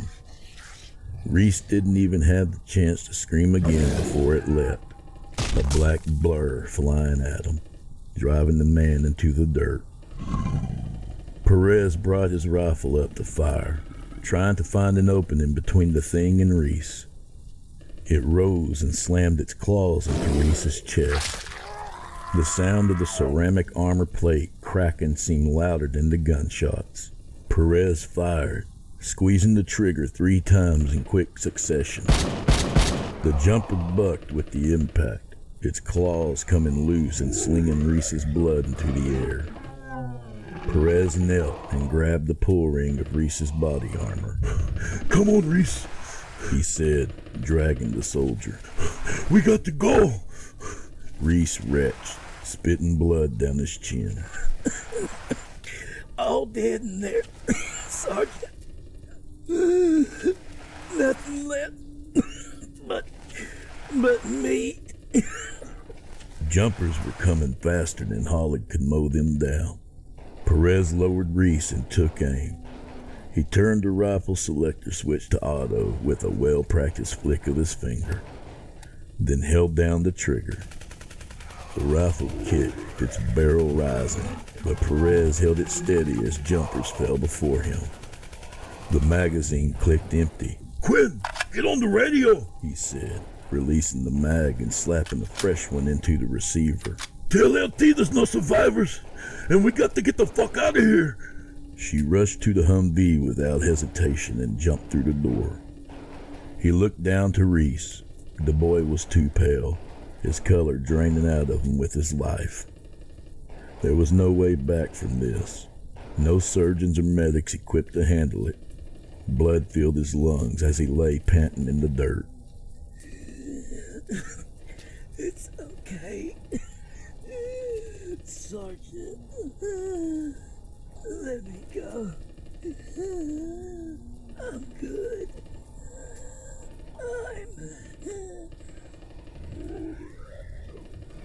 He trailed off and then was gone. Perez stood, the sounds of battle circling him. Dust hung in a pall and the air hissed with flying bullets. Sergeant, Quinn cried. LT needs 15 minutes. He engaged the jumpers once more, killing 2 and wounded a few more, his aim off from his shaking hands. Sergeant, She screamed. what do I tell him? His gaze met hers. Tell him we'll hold him up as long as we can. Perez watched as her face paled. She nodded. We've got to give the ship time to clear the port. He cried. Holland, get behind the wheel. Let's see if we can get the bastards to chase us. They piled into the Humvee, not bothering to secure the doors until after they were moving. Where to, Sergeant? Holland said, slamming the gas pedal down. Anywhere away from the port. Perez said. With any luck, maybe they'll follow us. Maybe we can find a building to hide in and get them to come to us. We funnel them through one entrance and start making a pile of bodies. Quinn's voice was almost too quiet to hear over the Humvee's engine. We don't have the ammo for that, Sergeant. She said. Perez nodded. True, but every minute we keep them busy gives the LT more time. Coleman cried. They're coming after us. Just give me the word, Sergeant. Perez thumped his fist twice against the roof of the Humvee. Let the fuckers have it. He watched through the side view mirror as Coleman opened fire. The jumpers were bounding after them in great leaps. Some were knocked from the sky by machine gun fire, brown mist trailing them to the ground. But it wasn't enough. Not nearly enough. Going off-road! Holland cried. Hold on! Holland jerked the wheel to the right and they skidded around the edge of a shipping container and into a wide alley. Perez could feel the two wheels on his side come off the ground for a moment, then thump back down. Jesus, Harlan! Coleman said. It's hard enough to shoot these assholes as it is! Sorry! Holland cried. Next time out! Ahead of them, jumpers clogged the road, heading directly at them in short leaps. 12 o'clock! Perez cried. Ice front, Coleman! Ice front! The wave of iridescent bodies washed over them. Perez braced himself as the jumpers thumped off the grill of the Humvee. From above, Coleman screamed. Coleman! Perez cried. Pull him down, Quinn! Get him back in the truck! Quinn grabbed the gunner's seat harness and began to unclip it as Coleman's legs shook. Find a place to park, Holland, Perez said. Somewhere we can hold him. He turned in his seat. Quinn, use your belt cutter on those straps. Idiot, she said to herself and pulled the belt cutter from the front of her vest. She hooked it around the closest strap and sliced through it. Coleman's weight did the rest. He fell back into the truck, landing in a sprawl across the back seat. Quinn screamed. Perez stared in horror at what was left of Coleman. His head was gone, and a diagonal slash stretched from the stump of his neck to his hip, revealing his shattered ribs and stilled heart between the shards of ceramic plating. Perez faced forward and cried out, punching the dashboard in frustration and failure. He was done, and the only sound was the Humvee's engine. Perez watched in the side mirror as the jumpers fell away, outpaced. Sergeant, Holland said, his eyes forward. Up ahead on the left. We got a pier. Perez surveyed the area. The pier was jutted out at least 50 yards into the bay and was blessedly clear of obstructions. Do it, Perez said. And Quinn, salvage what you can from Coleman. Check for ammo. Roger, Quinn said, her distaste at pilfering from her dead squad mate plain on her pale face. Holland maneuvered the Humvee through the open gate. The pier was silent as they made their way to its terminus. Perez watched the water on his side, staring intently at the morning's light playing on the slowly lapping waves. The water was calm, and Perez felt oddly disappointed. This was the end, one way or another, and it deserved something more. Like booming thunder, he could feel in his bones, lightning that split the sky, rain that poured down like God's own tears. The military had taught him much in his years of service, but the most important of those lessons was that life was not a movie. There were no magic magazines with an abundance of bullets, no last-minute reinforcements, no glory in another man's death, and no sudden, dramatic rainstorms. Military life was mundane, and death was as common as wind. The Humvee rolled to a stop inches from the barrier that separated the pier from the bay. The sun had cleared the horizon and stood defiant above the water. The squad exited the vehicle, and their shadows stretched in front of them, the dark forms seeming to reach toward the approaching enemy.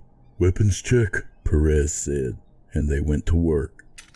Magazines were tapped against armor, rounds were expelled and reloaded, sights were adjusted. Holland released a shaky breath and held out his last two magazines to Quinn.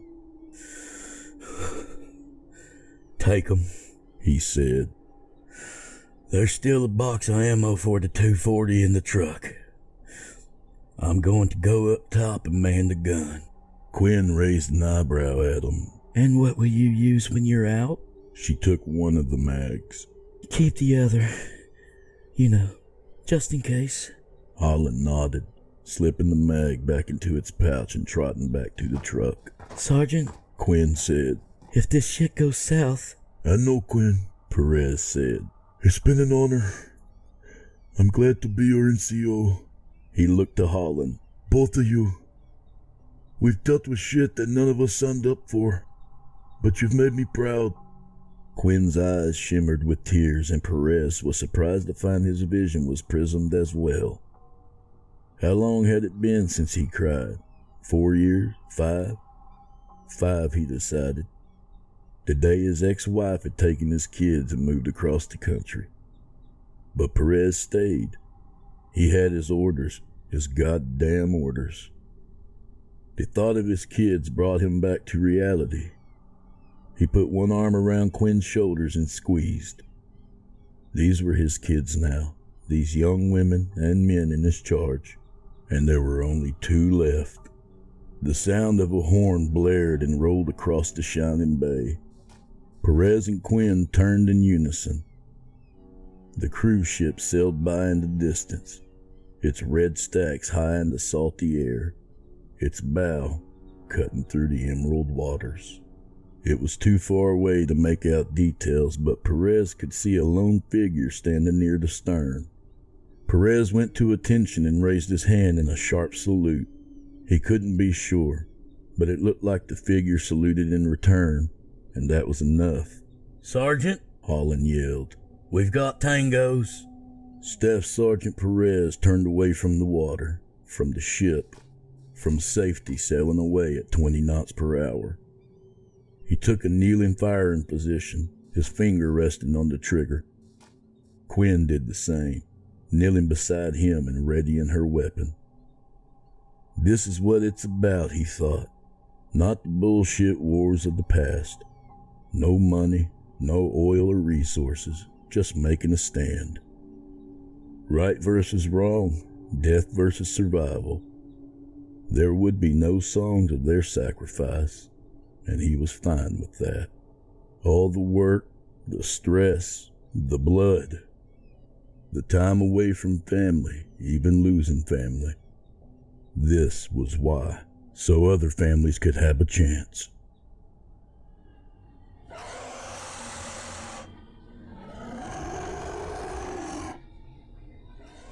The jumpers came in force, leaping through the alley, over buildings and shipping containers.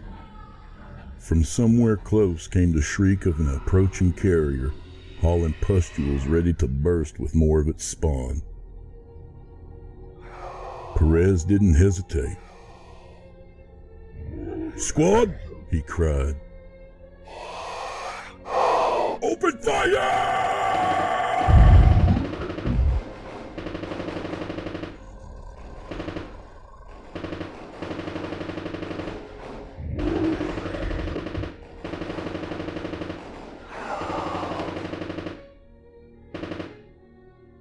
And in the end, the thunder came not from the heavens,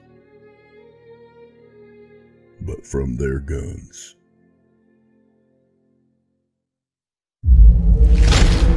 Chilling tales for dark nights.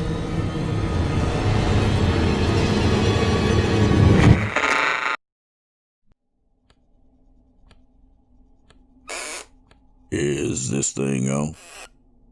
I see the light blinking, so I guess I'm good. Well, my name is Roy Harrison, and I was sheriff of Bush County, Texas for nearly 40 years. I suppose I've got a story to tell. A story about a city named Ashwood Heights, Texas, and why it doesn't exist anymore. Bush County is a quiet place. Not a whole lot of crime. Teenagers would race down the long stretches of highways.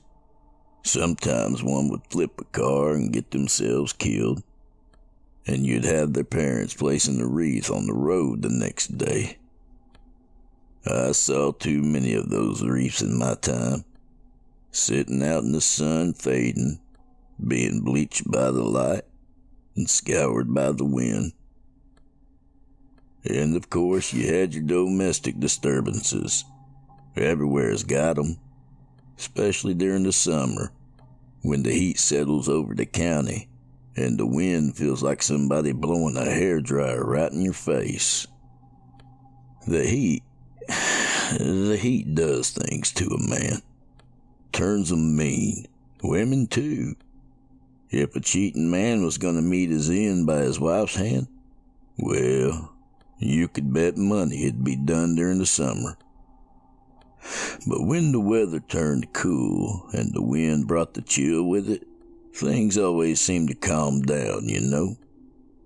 People were generally friendlier, more apt to have a church bake sale than to cause some kind of ruckus.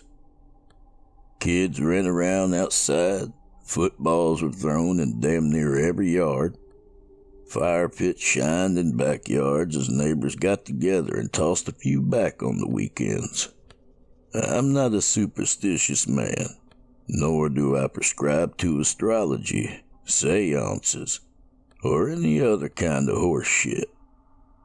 I believe what I can see, what I can hold in these old hands. I'm not a liar either, except for the occasional white ones that we all tell from time to time. So when I tell you in 1986, on Halloween, I saw things I can't rightly explain, believe me, they happened. Dear Christ, they happened. I'd parked on the side of the highway that morning, probably around 11. I was sipping my coffee and enjoying the fall breeze coming through my open window. Something about the quiet highway and the breeze relaxed me right to the core, and I put my head back and closed my eyes for a bit. I dozed off, only to be scared awake by the radio squawking. Sheriff! Deputy Silva said over the air. You there, boss? I grabbed the receiver while my heart did jumping jacks. Yeah, I'm here. Christ, Silva, you scared the shit out of me. Sorry, boss. Silva said. I need you over here on Quincy off Route 12. We got a 27 over here and it's bad, boss. Real bad. I swallowed hard. Say again, Silva? Did you just say you found... Yeah, boss. Silva said. A 27. God damn it, I said. I'm on my way. I pulled the cruiser out onto the highway and headed west. 15 minutes later, I turned on to Quincy's, stopping just in front of Silva's patrol car. The deputy had parked his car long ways across the street to prevent anyone else from getting by. Quincy Avenue was empty, and I was damn sure there wasn't nobody coming through anytime soon, but it was standard procedure. The only building on the street was a derelict trailer that used to serve as an office for a used car company some 10 years ago or more. The rest was just overgrown lots with grass pushing up through the cracks in the concrete. I opened my door and got out, adjusted my belt as I walked over to where Silva stood. Gracias a Dios, Silva said when he saw me. That was the longest 15 minutes of my life. Okay, calm down. What we got here? Silva motioned for me to follow him, and I did. We walked around to the side of the trailer, and I could already see the blood running across the old concrete. Holy shit, I said, suddenly out of breath. It was a woman, and I do mean was. What was in front of me was a pile of busted flesh and ripped clothes. Bones poking up in places like accusing fingers pointing at the sky. She wasn't just torn up. She had ruptured. God damn, Silva, I said, leaning over and peering down at her. How did you find her? Just luck, boss, Silva said. I was driving around slow, had the windows down, nice breeze and all. And out of nowhere, I hear screaming. So I start searching around, you know. After a few minutes, I see the blood. Probably would have missed it, but the sun had caught it. I see that red glare and ran over, found her, and then got you on the radio. I'm going to be real honest with you here, Silva, I said. I've seen some awful shit in my time. Teenage kids crushed in cars, people trapped in house fires. I once saw the aftermath of a bobcat attack back when I lived in Canyon Country. Shit, I was first on the scene when Harriet Winston chopped her husband up with a machete. But this, I ain't seen nothing like this. I have, Silva said. but it ain't gonna make any sense. I looked up at him, squinting at the noon sun shining under the brim of my hat. Tell me, son. Don't keep me in suspense here. Silva's expression was dark. When I was younger, barely a teenager, I went to work with my father. He was still undocumented, so all his jobs were under the table.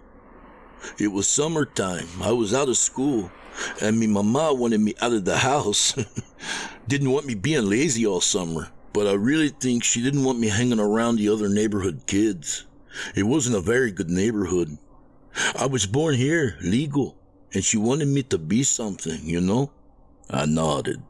I was getting impatient, but I let Silva go on because it seemed important to him to get it out. That year, my father was working construction in Dallas. I tagged along, and the foreman would pay me a little too for smaller jobs around the site. Taking bags of concrete in a wheelbarrow from place to place, picking up trash, stuff like that. One day, I hear people yelling, and I look up at them, and then look up at what they're pointing at. Go on, I said. Silva nodded. There was a man falling. He'd jumped from the building across the street, and it was a long way down. I watched him, and it felt like forever. Finally, he landed, and it looked like that. He pointed to the body at our feet. I glanced up at the trailer, up at its roof.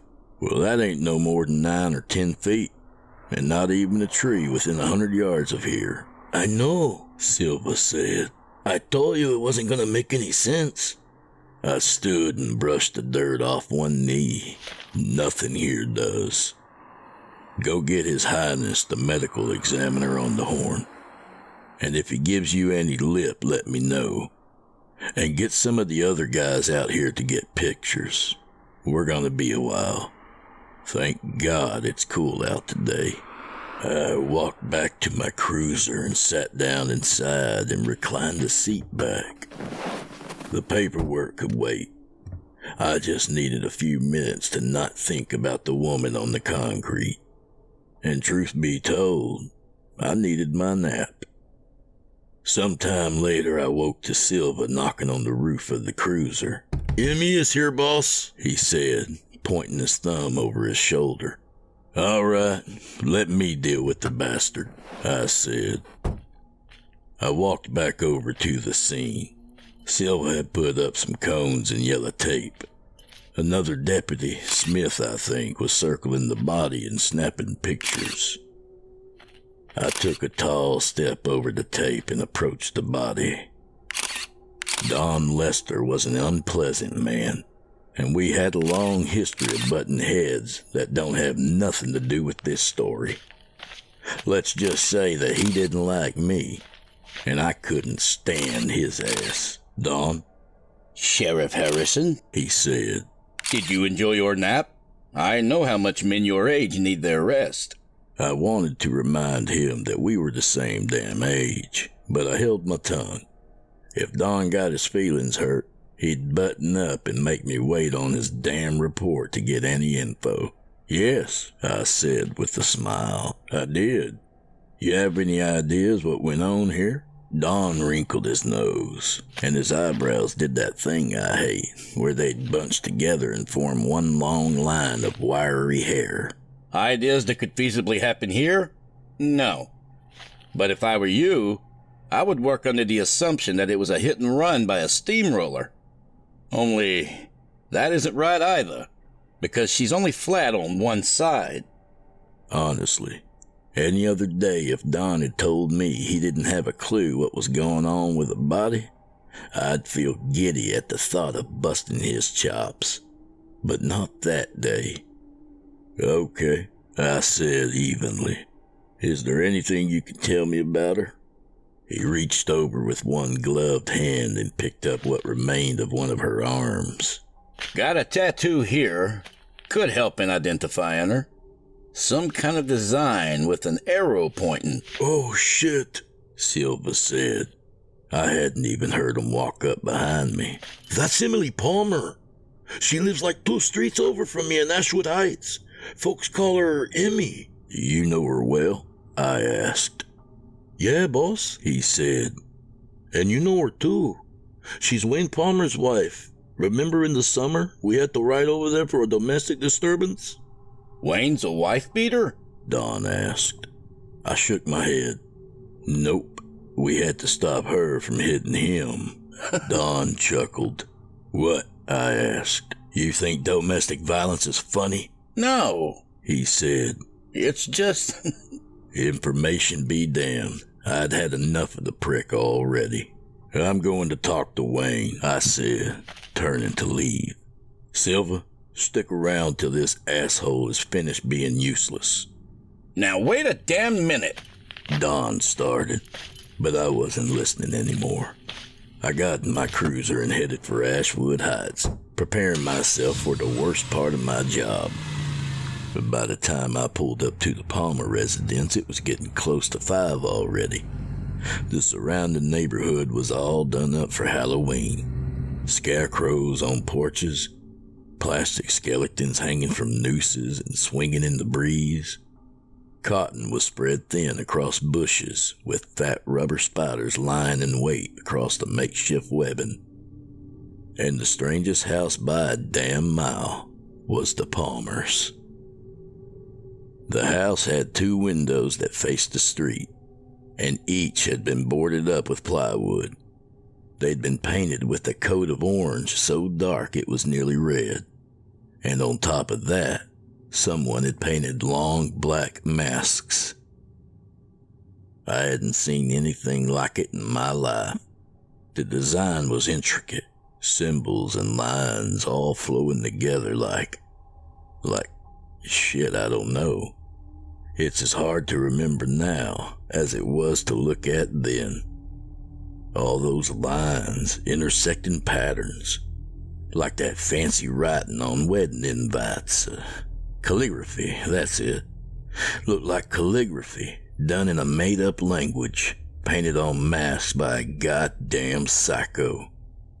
I got out of the cruiser and made my way up the sidewalk to the front porch.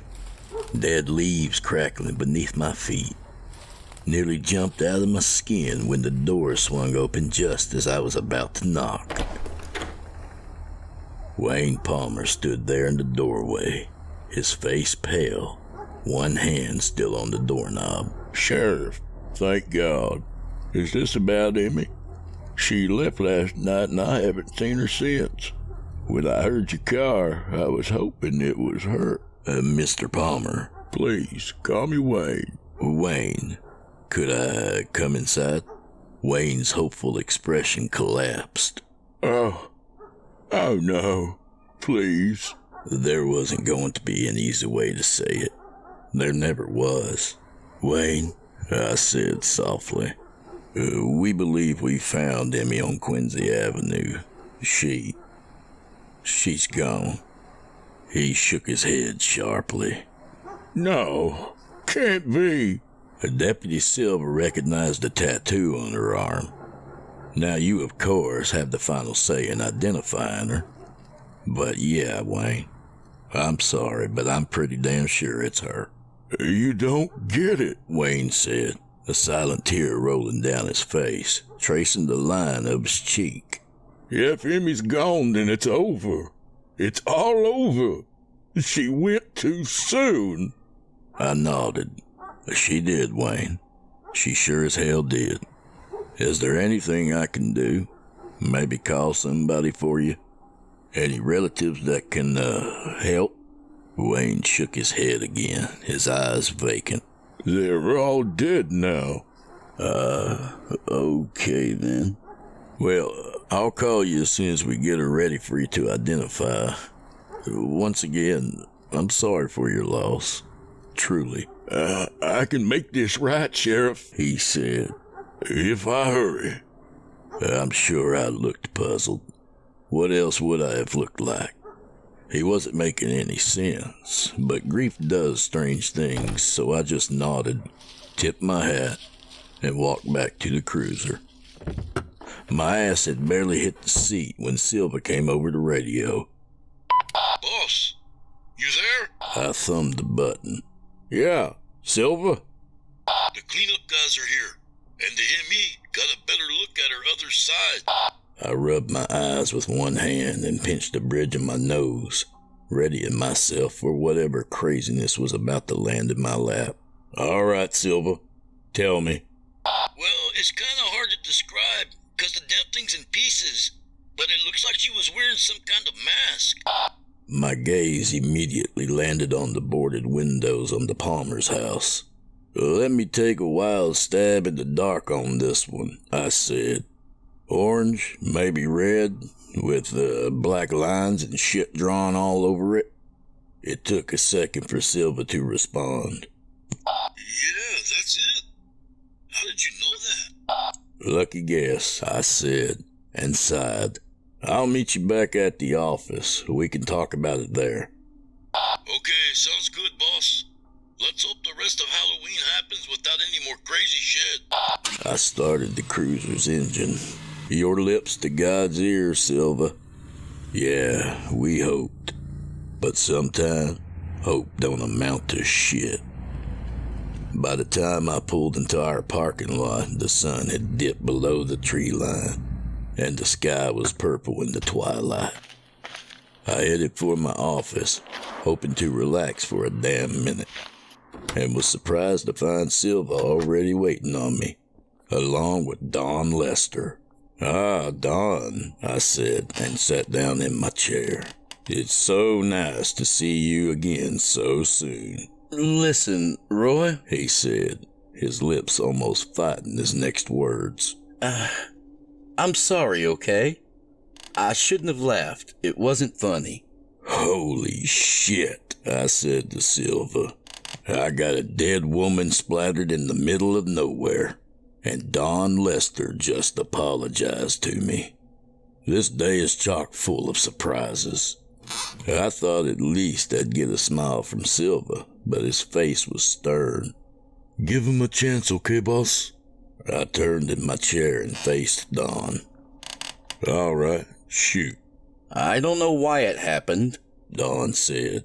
and it's pretty obvious how she died. Don't need my report to tell you that. Then why are you here, Don? He licked his lips and leaned forward in his chair. Something is wrong here, Roy. And she had that mask thing on, which I can't even look at without my head aching. And that tattoo wasn't the only one, neither. Her whole torso was covered in them. Everywhere a shirt would cover, too, like she was hiding them. Now, I know we're a bit more liberal about things nowadays, but a woman with a lot of tattoos trying to keep them a secret really wasn't a shock to me at the time. Well, I'm sure she had her reasons, I said. What else? Gotta be something else that's got you so spooked. She had frostbite, Roy, Don said. I couldn't tell it until we turned her over to get a better look, but it's sure as shit there. Her face, her fingers, her toes, you name it. I laughed, not because it was funny, just because what the hell else was I supposed to do with that information? Let me think this through. Emmy Palmer was freezing, still alive enough to get frostbite, then exploded like a dropped watermelon all over the parking lot. Don shook his head. I don't know what to tell you, Roy. The frostbite is there. I don't have any idea why, but it's there. Noted, I said. Silva, would you escort Don here out? I'm sure he's got paperwork to do or something. Don stood, his chest puffed out and his hands shaky. I can see myself out. Think about what I said, Roy. Something funny is going on here. And with that said, he left. What in the hell? I said. Frostbite? I ain't seen frostbite in maybe never. Silva leaned against the wall and looked up to the ceiling. It's like we're getting further away from the truth, the more info we get. Sometimes that's just the way it is, I said, nodding. There ain't nothing more to be done about it tonight. Why don't you go home? I know your girl's gonna be chomping at the bit to get out there and get some candy. What's her get-up this year? Red Riding Hood, Silva said with a smile. Going with the classic this year. I was going to walk around with her with a wolf mask on, but I really don't feel like wearing a mask after today. I laughed. Ain't that the damn truth? Go home, Silva. I'll start the paperwork. Thanks, boss, he said. I'll see you in the morning. Have a good one, I said. He stopped at the door. Oh, and happy Halloween. Get the hell out of here, Silva, I said. He laughed and left. I pulled a new folder from my desk, grabbed the pen, and wrote Emily Palmer across the top. I was about finished with the initial report when the phone rang. I picked it up. Bush County Sheriff, I said, looking at my watch. It was after 9 already. Sheriff Harrison, it's Sheila Baker in Ashwood Heights. Have you got a moment? Yes, Mrs. Baker. Is everything okay? Well, I ain't sure. My son, Bradley, went out around 6 with his friends for some trick-or-treating. Now the other boys have all come home, but ain't nobody seen Bradley. They swear they was with them the whole time, but he's just gone. I grabbed my notepad from my pocket. I'm sure he's fine, but I'll come drive around and see if I can't spot him, okay? What was he wearing tonight? He's dressed like a vampire. He's got a white button-up shirt, black cape. His face is painted white. Oh, and he's wearing jeans, 'cause I wouldn't let him run around with his good church pants on. Probably a good idea, I said. All right, Mrs. Baker. I'll be around there shortly to take a look. I stood and grabbed my jacket off the hook. I didn't even get both my arms in the sleeves before the phone rang again. I picked up the receiver and held it between my head and shoulder. Bush County Sheriff. Oh, hey, Sheriff. It's Pete Stanfield. Now I knew Pete. Him and his wife ran a diner that was a favorite haunt of mine. Hey, Pete, what can I do for you? Now, I might be blowing this out of proportion, but Lily was supposed to be home an hour ago, and we ain't seen hide nor hair of her. Huh, I said, my wheels turning in a direction I didn't want to go. I'm gonna head that way, Pete. Tell me what she was wearing. It's that cartoon warrior woman, Shara. She-Ra. It's like a white dress and a red cape outfit with a blonde wig. Got on a gold crown, too. I wrote it all down. Okay, Pete. I'll get back to you as soon as I know something. Thanks, Roy. We really appreciate it. I pressed the button to get a new line and dialed Silva's number. His wife, Maria, picked up. Hola, Roy. If you're looking for Julio, he's still out getting candy with Jesse. Yeah, that's what I figured. Will you tell him to get me on the radio when you see him? Sure. She said. Everything good? No, I thought. Everything is not good. Yeah, just had to ask him something. I gotta get on the road. Thanks, Maria. De nada. She said. Bye, Roy.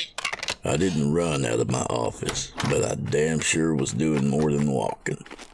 I jumped in the cruiser and pulled out onto the highway. I flipped the flashers on, staining the night in pulses of blue, but I left the siren off. Didn't want to panic nobody.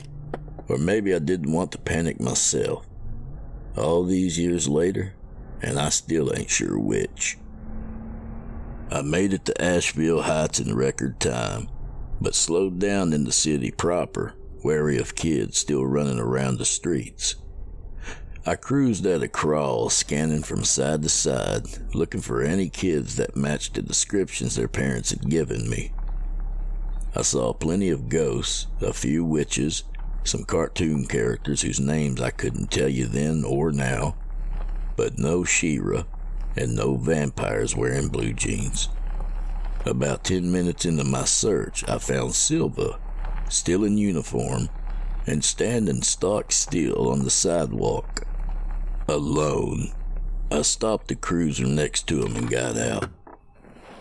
"Silva," I said, "what are you doing?" He looked at me like he'd just woke up. "Boss?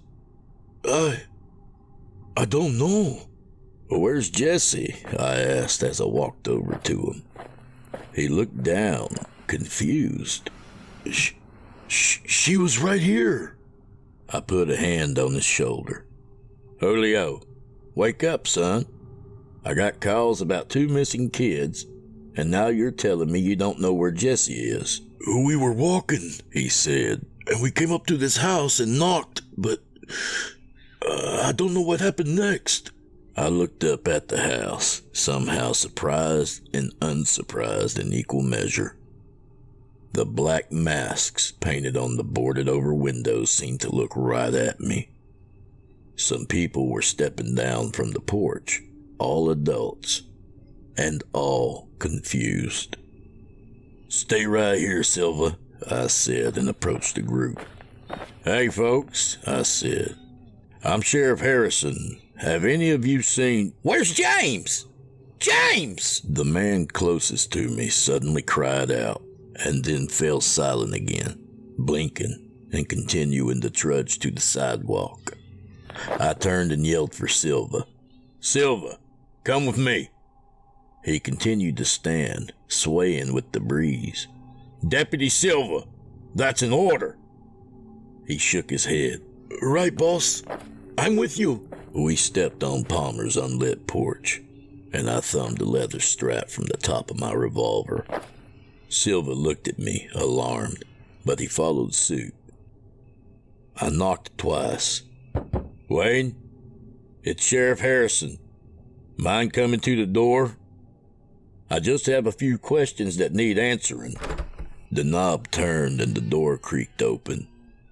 Wayne stood there, backlit by 6 burning candles on a table. Sweat ran from his head, down his neck, and over his bare chest.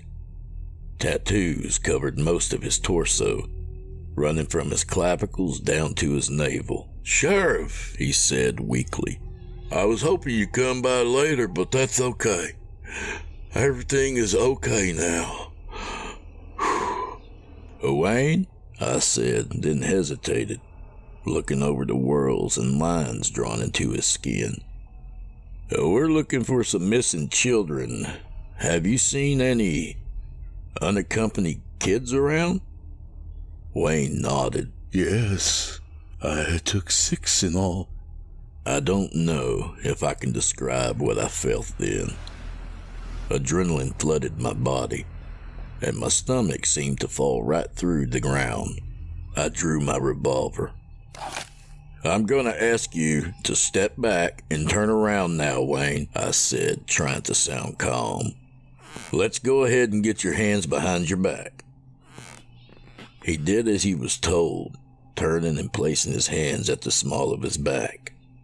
"Silva, cuff him," I said, but Silva didn't move. "Wait, I remember. You bastard!" he cried. He blew past me, tackled Wayne Palmer to the floor. All of Wayne's breath came out in a rush of air as he hit the hardwood. "This pendejo took Jesse," Silva said, pinning Wayne's arms down. "He fucking drugged me or something. Shit, I don't know, but he took her, boss." I knelt beside Wayne. His head was against the hardwood, his cheek pressed flat, blood running from both nostrils. "Where are the kids, Wayne?" I said. "Don't make this shitty situation any worse. Just tell us where they are." "They've ascended," Wayne said. Silva pressed his knee into Wayne's back. "What the hell does that mean?" "I told you earlier, Sheriff," Wayne grunted. "Amy went too soon. It had to be tonight. I tried to tell her, but she wouldn't listen." "What had to be tonight?" I said. Wayne looked at me like I was the dumbest man on planet Earth. Do you even know what Halloween is? It's a ritual that all of us take part in, even if most of us don't know it. I'm gonna ask you again, I said slowly.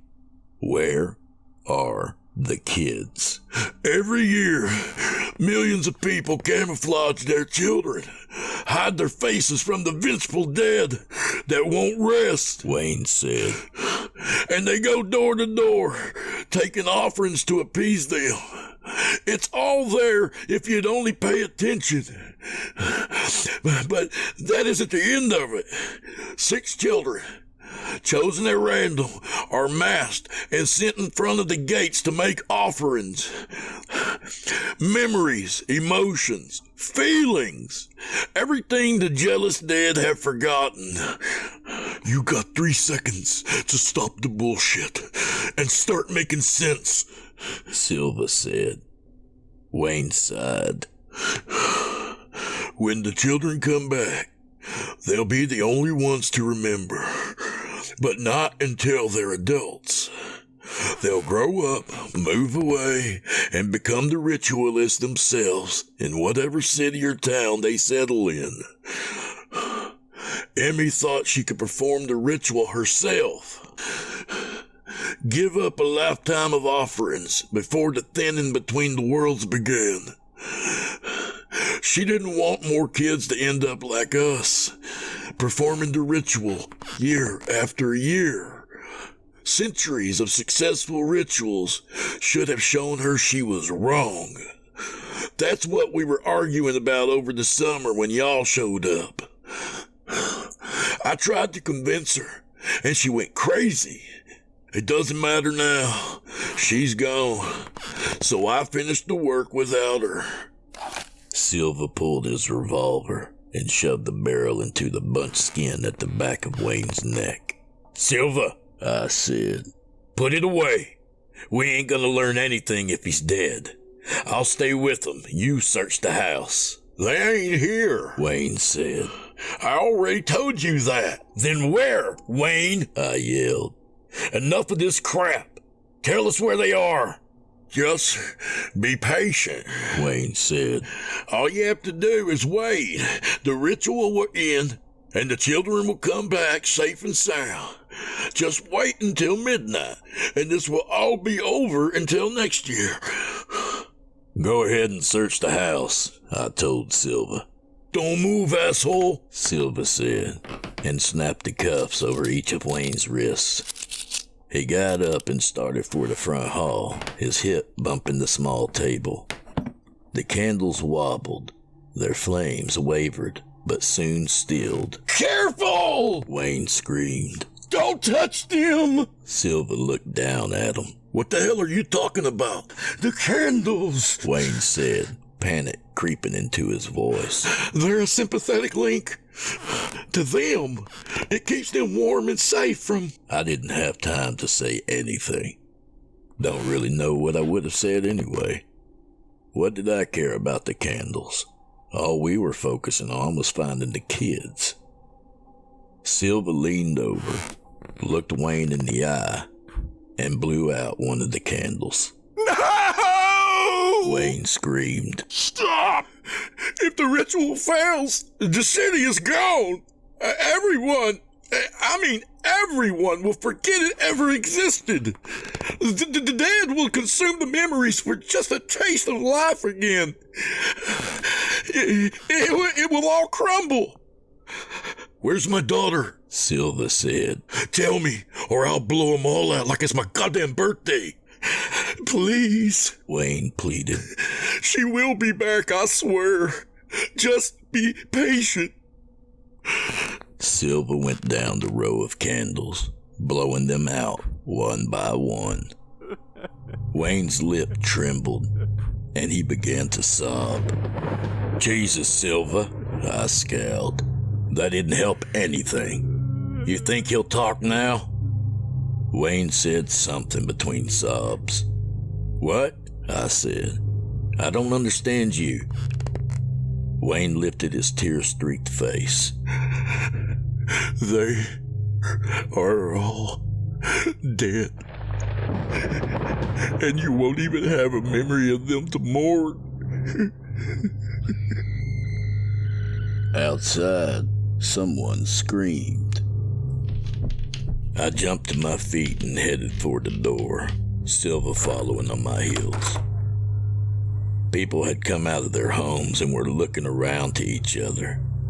Costumed kids and their parents stood still, each as confused as the other. Somebody, no idea who, yelled, "Look! Up there!" And we did. Dark shapes were speeding towards us from the sky, screaming and screeching. For less than a second, I believed Wayne Palmer. I was convinced that ghosts or demons or some otherworldly shit had broken through, and they were coming for us. But then I remembered Emmy Palmer, and realization struck me like lightning. "Go back inside, Silva," I said. "What? Why?" he said. "What's happening?" "Julio, please go," I cried. "Get away from here." But it was too late. There were no demons descending from the clouds, just 6 costumed children, screaming in terror as they fell from God knows how high up in the sky. High enough to get frostbite, I knew that. High enough to where the air was thin and cut like a blade of ice. I'm not going to describe what happened. If you've listened this far, then you can imagine. The fate of Emmy Palmer and the fates of those children were one and the same, right down to the masks on their faces. The world erupted in screams. Parents screamed and grabbed their children tightly. Children screamed at a mixture of their parents' terror and at the horror that was spread out in the street before their eyes, still spreading. Blood. Blood everywhere. I couldn't move, not an inch. I didn't move when Silva walked over to the crushed heap of bodies. I didn't move when he lifted the red hooded cloak to see what was beneath. And I didn't move when he walked past me, up the porch steps and back into the house, and shot Wayne Palmer 6 times. I tilted my head up to the sky, and up above, way up above, was a face. A face of clouds and moonlight, of stars and the thin spaces between stars, where reality was pulled taut by the hands of the idiot dead who will not rest. I stared at it, and it stared at me. I finally looked away, unable to stand its gaze any longer. Things get fuzzy from there. I don't remember much of the rest of that night. Truth be told, I didn't remember any of it until this morning when I woke up shivering and tangled in my bed sheets. I remember driving home and feeling like there was a weight, some oppressive force bearing down on me. I remember forgetting. The next day, Silva showed up to work like nothing had happened. At some point, I asked how much candy Jesse ended up with. "Who?" Silva asked, one eyebrow raised in confusion. I took another sip of my coffee. I started but couldn't finish. Because I didn't know. Not anymore. Over the next few months or so, people began to move away from Asheville Heights for all sorts of reasons. Sick relatives, better school districts, new jobs. But I know now those weren't the real reasons. The city was just over and done, like it was slowly being erased. I stayed on as sheriff, And even though I didn't live in Asheville Heights, I did move farther away from it. Couldn't have said why, just that I didn't want to be near it. Even the buildings had begun to disappear, one by one. And now that I think on it, I don't believe Wayne and Emily were alone in the world. I think there's people everywhere that prepare for when things are at their thinnest, when the door is open just a crack. And when it's time, they perform the ritual, and everything goes right back to normal. And if everything goes sideways, if some anxious father blows out the wrong candles, then it's over. The memories fade and the place withers and dies. I know it's true. Because why, after all these years, am I remembering this shit now? I'll tell you why. Because it's Halloween today, and somebody fucked up. Whoever's on ritual duty here is going to fail tonight. I can feel it somehow. And come tomorrow, this city, my city, will start to wither, then blow away like dust. How many cities have been lost over the years? How many civilizations? Christ, why am I just realizing this now?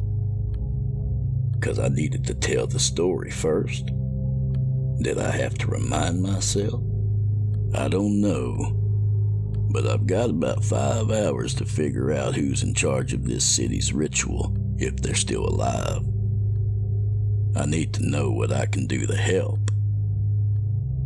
Check the map tomorrow, and if there's an empty spot where Green Creek, Texas used to be, well, you'll know why.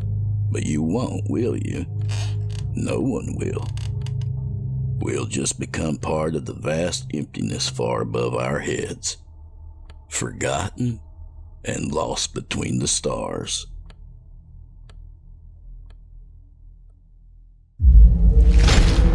Chilling tales for dark nights.